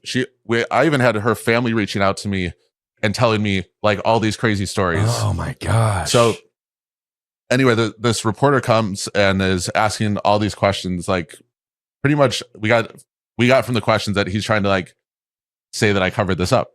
Right. So I didn't want to do an interview with him because I'm like, he's already biased. He's trying to trap you. Yeah. So I sent him the letters from the previous employers. One of the employers actually emailed him the day the article came out and was like, how could you use this woman as a credible source? She stole money from us, and sent him this email because she CC'd me on it to the reporter. Oh. And before it, we were just like, if they do any research into her, they're going to automatically realize that she's full of shit and that she's doing this to try and protect herself. The reporter didn't do any research. So it went out, and then it was on a local newspaper. And then the parent company that owns them owns like the New York Post, Daily Mail, UK. So it got circulated all the way up because there was a lot of attention already on it locally at the time. So I had clients in London sending me the link to like the daily, like it was all over the place. And then I remember the day the article came out, I was driving. I just got done doing some boxing with my coach, and I was driving about an hour to get back to work. And my phone lights up with one of my team members, and it's a link to the article. And I was like, there's no way they published this. And then I remember opening it, and I'm like in traffic, and I'm trying to read, and my heart is going a million miles an hour. Having a panic attack, I'm just like, I'm like, what do I even do? And then my socials, I was getting death threats. People are like, I hope your kids die. Like, just like the worst possible stuff you could ever get. I'm getting all this stuff. And my good friend Jody was flying in at the time he's a martial art. He's the one that's taught martial arts on the planet. He was coming in to teach at our school that week as like a guest instructor. And he got it sent to him while he was on the flight. So he's coming in, I'm driving to the office. I call my wife, and I'm just like, she's like, what do I do? She's like, I'm afraid to take him to school. Yeah. And I was like, just meet me at the office. So we get to the office, and Jody ends up coming straight from the airport. And me, my COO, my wife, him, we just sit in the conference room, and we put the video interview on. And all our jaws like hit the floor watching it. We were speechless because first we're like, how did they ever possibly believe that this was the truth? Also, she had face tattoos, and she covered them up for the interview. And we're like, so it was just like this performance. Yeah. And then we're like, also, what kind of person would try and pin the like covering up a kid's murder on someone to protect themselves? Like, it just, to me, there's no point in my mind where I would see anyone going to that length to do an accusation that is that serious. And my whole life has been like martial arts, dedicated to changing kids' lives and transforming them. And it's like she's attacking what I built my identity on. And it just, we did not understand it. And like, I remember I called Taylor, or sorry, Taylor called me, and he just prayed with me. Yeah. And I remember at the time he's praying, and I'm just like, I just need a solution. I don't need prayers right now, dude. I'd like, just tell me what to do. And the prayer was more powerful like later. Like, yeah, I know. But in the moment, it was just like, I wanted to be fixed now, and there's no way of doing that. And then Taylor's like, he's like, hey, fly out your family, have them stay with me and my wife. Like, so that way you can just focus on this. You don't have to worry about their safety. My wife's a stubborn Hispanic, so she was like, I'm not leaving you throughout all this. And then on the business side, within 30 days, we lost $30,000 in recurring revenue. Just from, and there's people I've known forever that were just like, your values don't align with us anymore, because they read the article and just it changed. Unfortunately, a lot of them have come back now, but it was just like, well, there's so many unknowns. Dude, there's so much going on in that in that whole situation as well. Yeah. I mean, you're talking about, you know, unrest and an unsettled partnership, like the business reputational harm in and of itself that could happen. The theft within the organization, which shows a leak and lack of trust, right? Like the identity component that gets labeled upon you. But of all of it, the part I know you felt the most is the lack of safety for your wife and kids. Yeah. We rented an Airbnb like that week. I mean, that's visceral. Yes. All of it is, in terms of how we react and respond to it. Absolutely. But like, even the way you were talking about it, it's like your wife asking the question and you just feeling that raw emotion, like while you're discussing it, it's obvious. That is, I don't know if I'm not a fearful person. I don't have a lot of fear in general. Probably my greatest fear is that there would be a situation where I would be incapable of protecting my wife and kids. Yeah. And you lived through that, like with active threats wife, that were of zero credible reason. There's like no words like when you're in that moment either. Like my wife and I, like, after we watched the video, we just went to my office and let's like held each other and cried. Like, what do you do? Like, that's exactly. It's like, it was like the biggest fire you could ever imagine, and there's no water anywhere to put it out. It's genuinely like at a visceral level. I mean, there's a lot in the story and there's a lot through all of it. So I don't know that this is going to be a simple, singular, direct answer. But what were the primary emotions that were present right out the gate and in those moments? Like, what were the handful that were most prominent? Emotions? I don't know if uncertainty is emotion, but like I was feeling massive uncertainty for like the first time in my life. I started going down the rabbit hole of like, I have a good life insurance policy. Like I'm like, if I'm gone, it'll take care of my wife and kids for a long time, and they don't have to be under the spotlight of all this negativity as a result. That was like, I did a lot of journaling during that time because it's like I just needed to get it out. But well, I mean, there's fear in all of that. And the other thing too is like, I have a lot of great people in my life that reached out and were checking on me, but it's like no one knew what to say, and I didn't expect anyone to be able to like come in and just be like, say something, make me better. I think the biggest thing that they were saying to me, they're just like, hey, we know who you are. We know you didn't do this. We know this isn't you. And we're just like, sorry that you're having to go through this. What can we do for you? You know how I am at accepting help. I was just like, I just pray for me, I guess is the easiest thing. Which at least if you answered that, you did give them something. Yeah. So. And it was weird too, because the weekend after that article came out, my son had this, he's in this thing called OM, which is like science and STEM type competition group. So they had their competition that weekend, like in Arizona. And I remember I just felt like everyone's eyes were on me the whole time. Oh my like goodness. go in there. And it just was like, people can hate me, people can say whatever they want about me, but I was just like constantly like hovering around my kids, my wife, and just like, I wouldn't want to let him out of my sight. yeah. And I was like, just with the comments online, I'm like, someone could say something any moment. Someone could start a scene. Like, I don't want his weekend to be ruined because of this, because he's been working hard with the other kids in his class on this project. And gosh, the other part of it was like, I'm like, how do I show up as a leader right now when like everyone hates me? How did you? Oof. I didn't really feel like I had another choice.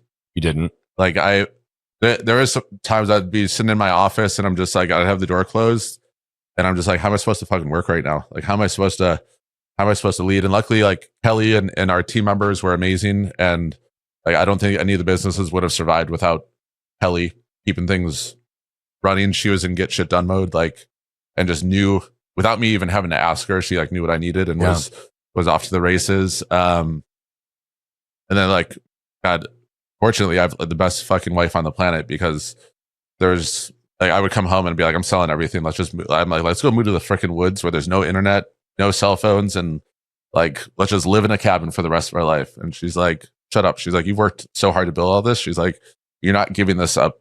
You're not letting them win and just giving all of this up now. How did you show up with your kids, given the present fear that you experienced about yours and their safety? I just try to be more present for them, honestly. I was like, someday when they're older, they're going to read about this or hear about it from me or whatever. And I was like, I'm not going to let that shape their perspective of me.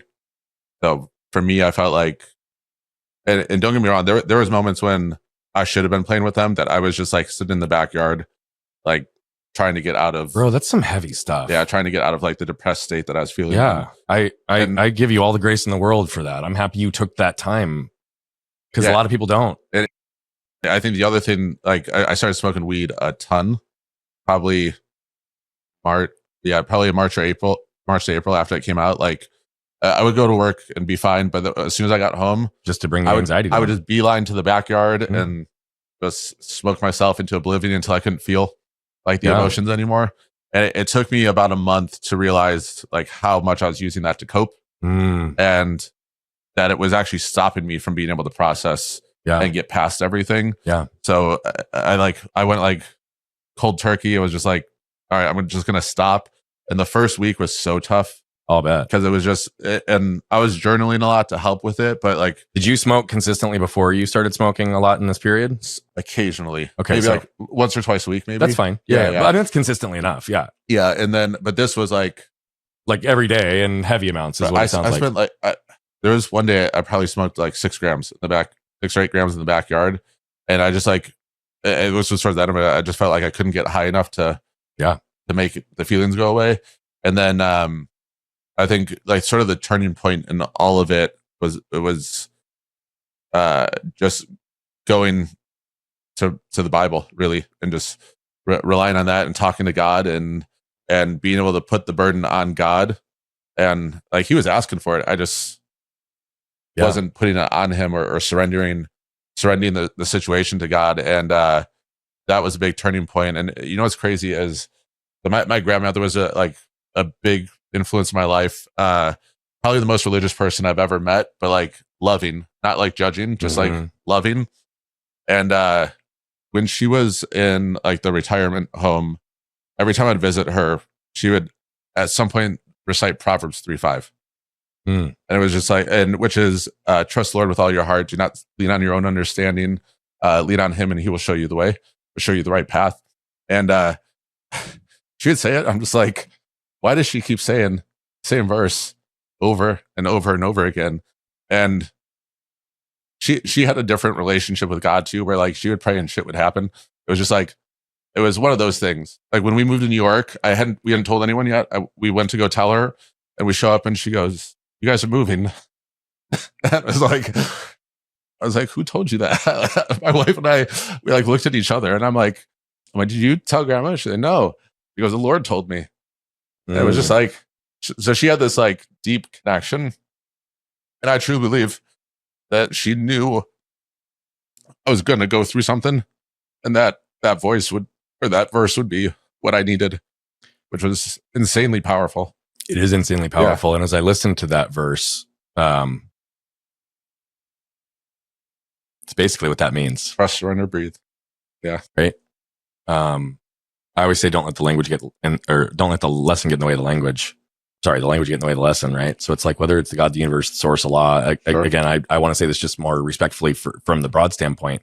For you, it's God, and for her, it's God, and that verse is really about allowing yourself to trust and surrender, and like realize that there is a bigger plan that we can't always see. And you know, in the toughest of times, we often feel like we're being tested, but often we're being protected and promoted, and we just don't know how or why yet. Absolutely. Right? Before we get a little bit more towards the outcome, because what I want to at least preview is that there is a positive result to all this, and things are starting to crank again. But you said it very early in the dialogue and the discussion, and also because of how you even described the way you used to prioritize work over all else. Largely, your identity was as a martial arts professional who ran gyms. Yeah. Right. Your identity. You even said it. It's like, my identity is being challenged. And yet that is something that you do. It's not who you are, but it's because of who you are that what you do is so powerful. How did you start to untangle the identity to be able to basically say, like you did in the beginning of this conversation, no, it's my wife and my kids, and that's it. Like, that's my measuring point. Like, yep, I get that. How did you start to actually like use this last year to shed the external identity and step fully into the one that is you? So it actually happened paddleboarding in Colorado, believe it or not. So I love that there's like a moment. Yeah. So we were going, we had a site visit where we were visiting a school and just like watching the process systems, giving the feedback. And then right afterwards, we had a mastermind that we were a part of that was happening in Colorado. And Kelly, my CEO, and I went, and she's like, hey, I have this friend that wants to take us paddleboarding since we're in Colorado. And I was like, still sort of in the phase, like, I just didn't want to do anything. Like, I just wanted to like sulk and not do anything. And I'd never been paddleboarding, and I was like, screw it, let's just, whatever. We're in Colorado, we'll go paddleboarding. So it was me, Kelly, and her friend, and I went out on the paddleboard, and it was funny. I put on the life jacket and I dislocated my shoulder. So I'm sitting in the middle of, and I'm on this paddleboard. I've never been paddleboarding before. I'm a decent swimmer. I'm not the strongest swimmer. I'm decent. And right before this happens, I'm asking her friend, I'm like, how deep is like the reservoir? She's like, oh, you couldn't touch the bottom if you tried. I'm like, all right. So then I was like, I'm going to put my life jacket on just in case. So then I go to put my arm behind me and my shoulder dislocates. And I'm just sitting there with my arm stuck like on the paddleboard. And in my brain, I'm just like, how did this happen? How do I get this jacket on? How do I fix my shoulder? And they're just staring at me and they're like, are you okay? And I was like, I think I just dislocated my shoulder. And like, put the other arm on first. And I was like, duh. So then I put the other arm and I popped it back in place. And Kelly ended up going to shore to like get something out of our bag or whatever. And me and her friend just got anchored together. And her friend does like mushroom retreats and stuff and like host them. And we were just talking about the whole situation. And she goes, here's the thing. She goes, your entire life, your character and your reputation have been the same. Yeah. And she goes, they're not though. And she goes, you need to keep embracing your character, but you need to let your reputation go because you have no control over that. Bingo. And you can control your character. And I think that was my challenge with, I think one of the biggest challenges of this is like my whole life, I've felt that I've been ethical and that I've done the right thing and I've acted in integrity. And yes, I've had down moments and yes, I've made mistakes and all of those things. But like for someone to publicly go and attack my ethics, right, and then it get broadcast everywhere and so many people believe it, like I just didn't know how to like process that. So that was sort of like the start of me thinking like, okay, when we get an email sent to our business saying some mean stuff about me or when there's a comment online or something, I was just like, I can't control that. Like that those comments are more reflective of those people than they are of me. And I just have to sort of leave it at that and just keep focusing on showing up the best that I can. Yeah. Which wasn't always easy. Like there was times that like when we found out there was another article being written like that came out this last month, like I had a day where I was just like, I told Kelly and I told my wife and I was like, I just need to go for a drive and I just need to process this. And I took a day, did it. I was good back. But like last year, that would have took me 3 or 4 weeks to process through. But I mean, there's a lot to be said about even just what you just highlighted, which is the compression of time and your ability to process through things more efficiently and effectively with less labels, with less spinning, right? And, you know, often this element of armor, the need to defense, is typically when we as humans feel like our intent is not being understood, right? Or, you know, like I often talk about, it's like the world will always judge you based on your actions, not on your intent. And this difference between reputation and character in this case is even more challenging, that because it's not even an armor piece. It's literal lies that are being used to tell you that you are someone you're not, or to tell the world that you're someone that you're not. And the visceral like need for so many of us to defend ourselves can take over. And I think the other piece of clarity out of this whole thing was like very quickly starting to get the understanding and realization that there's a constant spiritual battle going on. Always. And like the evil, negative spirits, Satan, whatever you want to call it, they are manipulating people one way. And their whole goal is to create a gap between you and God. And as I started to realize this, it was just like these natural things started happening, like these moments where it was just like, how? Yeah. Like the simplest version of this is I was at Starbucks by our school, and there was a homeless guy sitting in there. And like I could feel God saying, go help him. Yeah. So I got up and I was just like, hey, what can I get you? And he had a grilled cheese sandwich wrapper, and he just went like this. And I go, okay, I'll be right back. So I got him a grilled cheese. I bring it over, and he goes, God sent you. And I was just like, it just pushed me back a little bit. And then he started telling me he was from Africa and he loves America. And then he looks at my phone and he goes, Diablo. And he just points at it.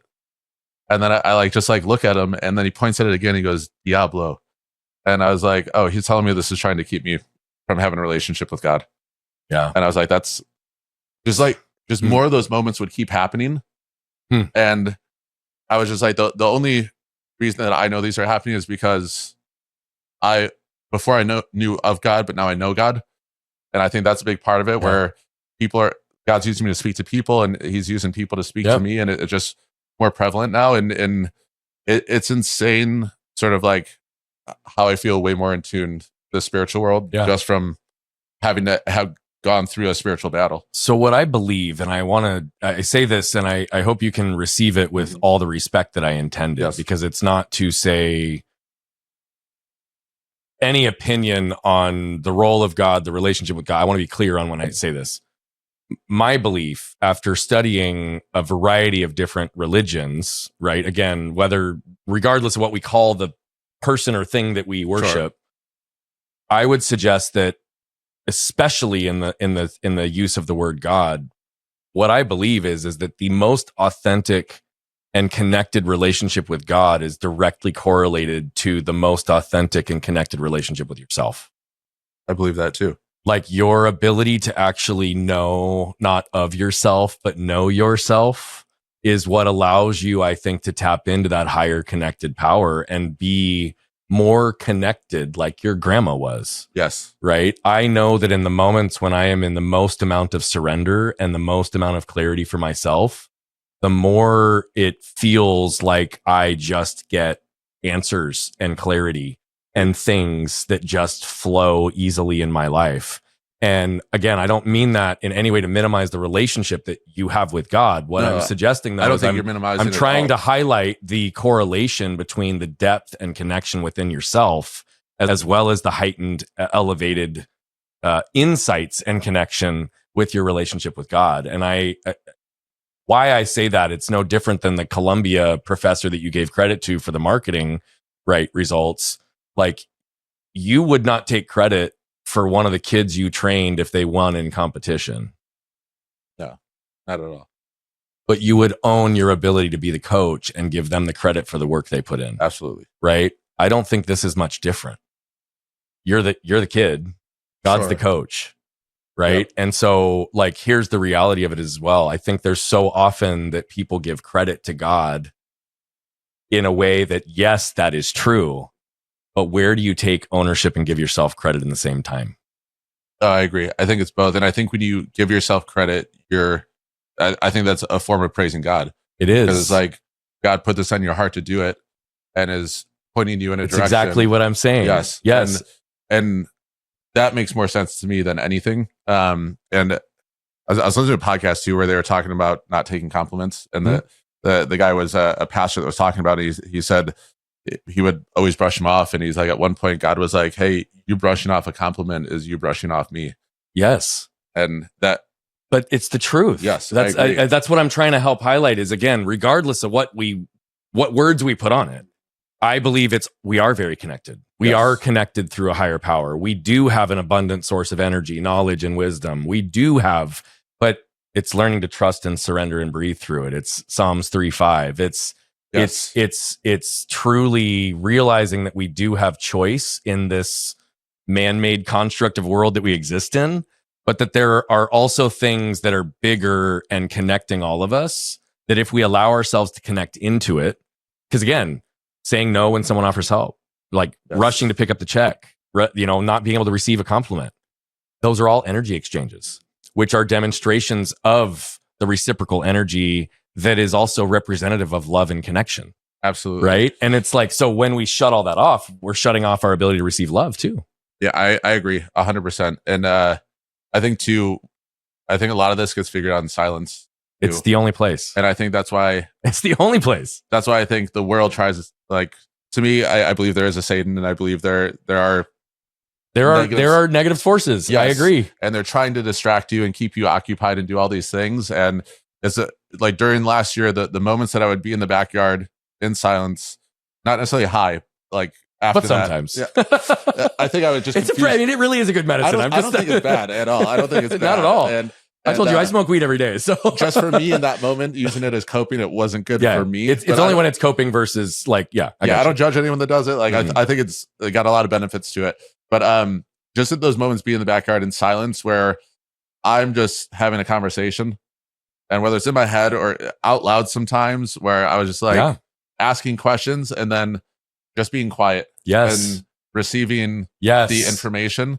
And there's a really good book called Living Fearless, by the way, that talks about how to have a conversation with God. Yeah. And Taylor put me onto that book. And the biggest thing I got from it was like, ask and then shut up. Like, just ask. Yeah. And just let it come to you. And like, I remember there was one day in the whole last year where I was just like, what is my purpose now? Like, because the one thing I didn't touch on, my dad died last year also. We had a fire pit explosion that gave my son bad second-degree burns. I don't think I knew about your dad. I didn't know about your son. Oh my gosh. Okay. So and that put everything in perspective. Oh, like, nothing quick. mattered. Yeah, nothing matters. Nothing mattered when that happened. Like, I could care less what people were putting online. I could care less about the businesses at that time. I was just like, we were in the hospital for 2 weeks with him, and that was all that mattered. Like, was going through that. But the reason I say that is all those things are happening, and I talked about how I felt like I had like a different identity. And I was just like, I don't think my purpose was what I thought it was before. I was like, what is my purpose? And the thing that kept coming back to me, just love others. That's the thing that just kept getting repeated. Yeah. I put you here to love others. And it took me a little while to figure out like how and what that actually meant. Because like, I think when I asked, I was like thinking of, how do I provide for my family? How do I, like, am I still supposed to go forward with this bit? Like, my mind was there. But then what I got back was just, love others. Do you love yourself? Yes. Good. Yes. Yeah. I think more so after this last year. Yeah. I really, really like the simplicity of that stated purpose. I don't know if I shared mine with you, but mine at this point in my life is to allow my truth to give others permission to live theirs. Love that. But the requirement for that is I have to be able to find my own truth, which is right. It's all there. And so I love the love others concept. I hope as a form or fashion for yourself to be able to remind yourself of that, maybe find a way to clue yourself into remembering to love you as well. Yep. Because if we consistently say love others is my purpose and we don't have an element of ourself in there, we can lose perspective of that really quick. Yeah, I agree. And it's powerful though, bro. I think too, when you run businesses, you get so caught up in the day-to-day, the numbers and all that stuff. And I think that's just where my head was at for so long. I get it. that I was making so many decisions based on the numbers that the personal side of it disappeared. And this, like, I feel so fulfilled, like more than ever right now, doing what I'm doing. And it's just because I feel all my decision making is being made based on how can I best serve this person? How can I best show up for these people, whether it's employees, clients, whatever. And it's so much more fulfilling. Yeah. Like I still pay attention to the numbers and the data and all that stuff, but that, to me, that's almost secondary.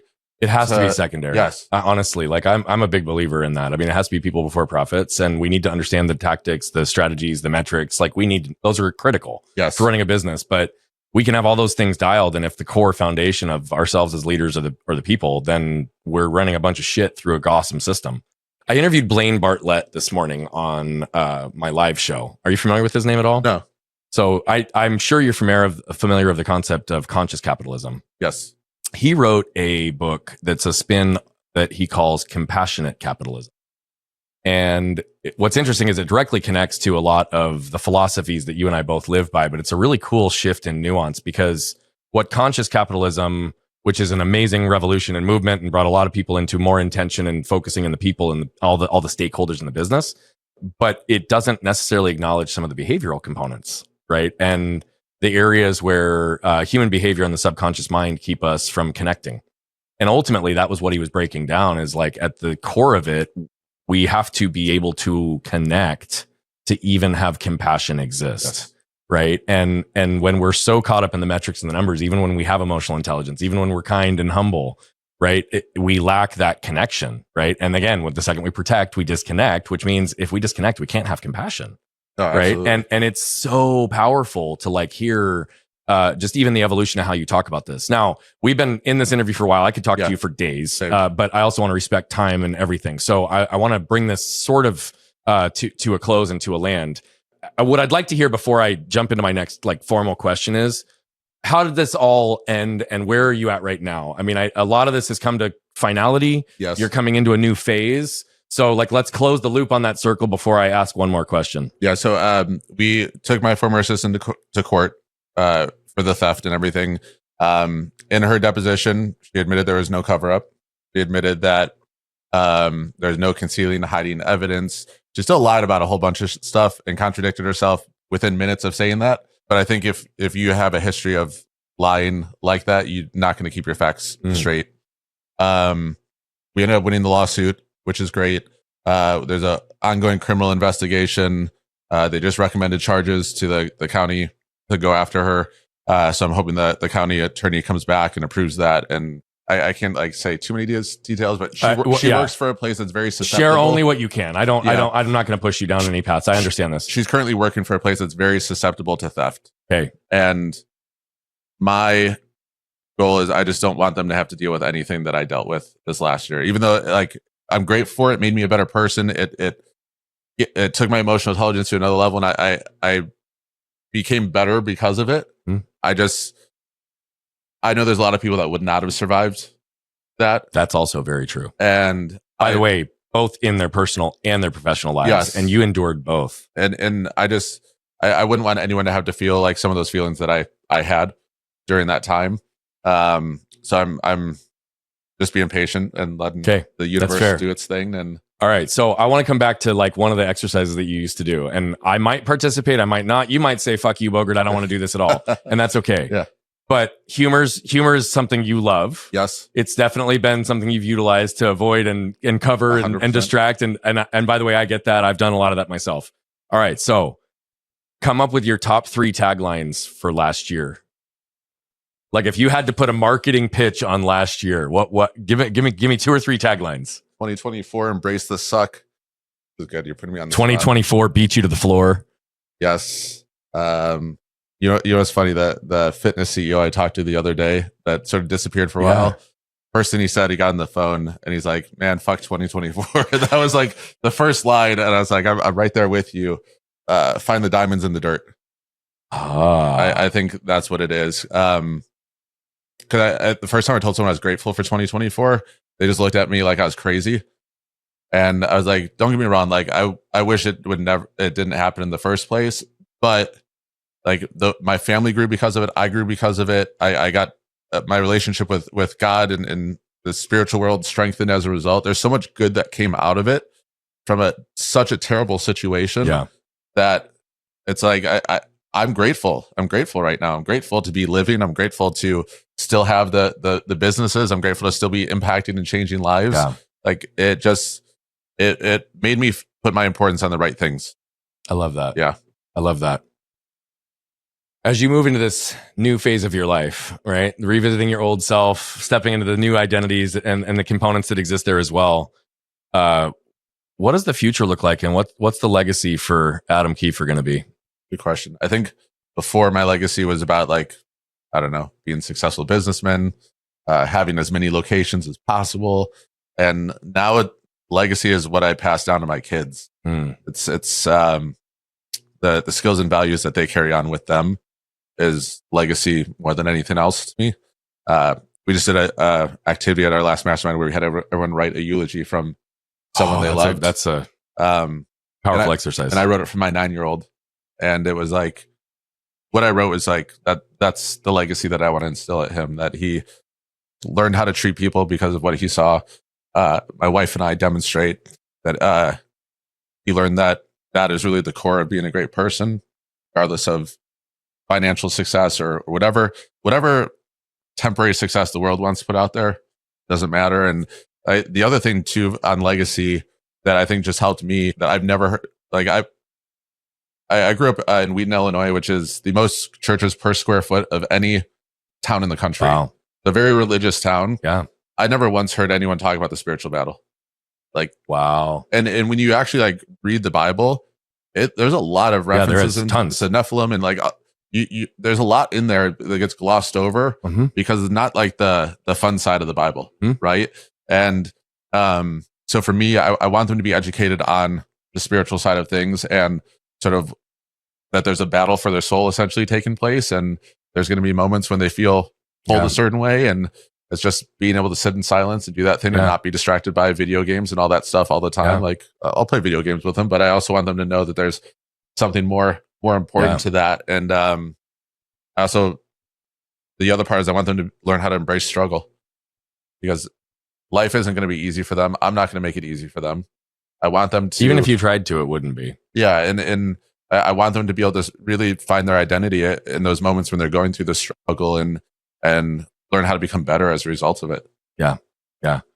I really appreciate who you are as a man, and I'm grateful that you're in my life. And I same right back at you. I truly, like, I have a lot of respect for you, witnessing the compassion and the gentle strength that you operated with people who were at our retreat, who were already in a very vulnerable place because of where I took them. And you were huge in helping restore strength, confidence, grounding,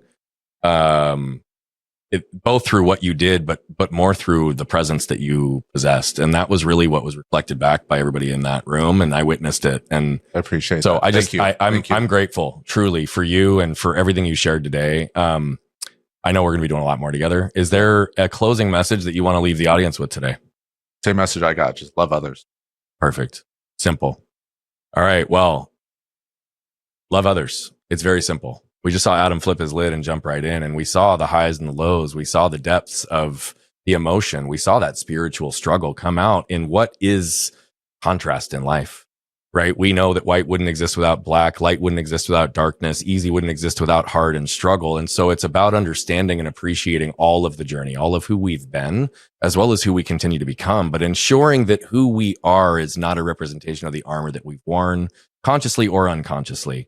And to be able to allow ourselves the space, the silence, the grieving, the mourning, the processing that's required through all the elements of life. And at the end of the day, you can have your entire identity completely falsified, ripped apart, shredded in public eye. But if you are existing with a strong spine, because you know who you are, what you're willing to do, what you're not willing to do, your heart, your intent, your soul, your desires, your boundaries, your value, and your worth, then you can withstand any storm and still be okay.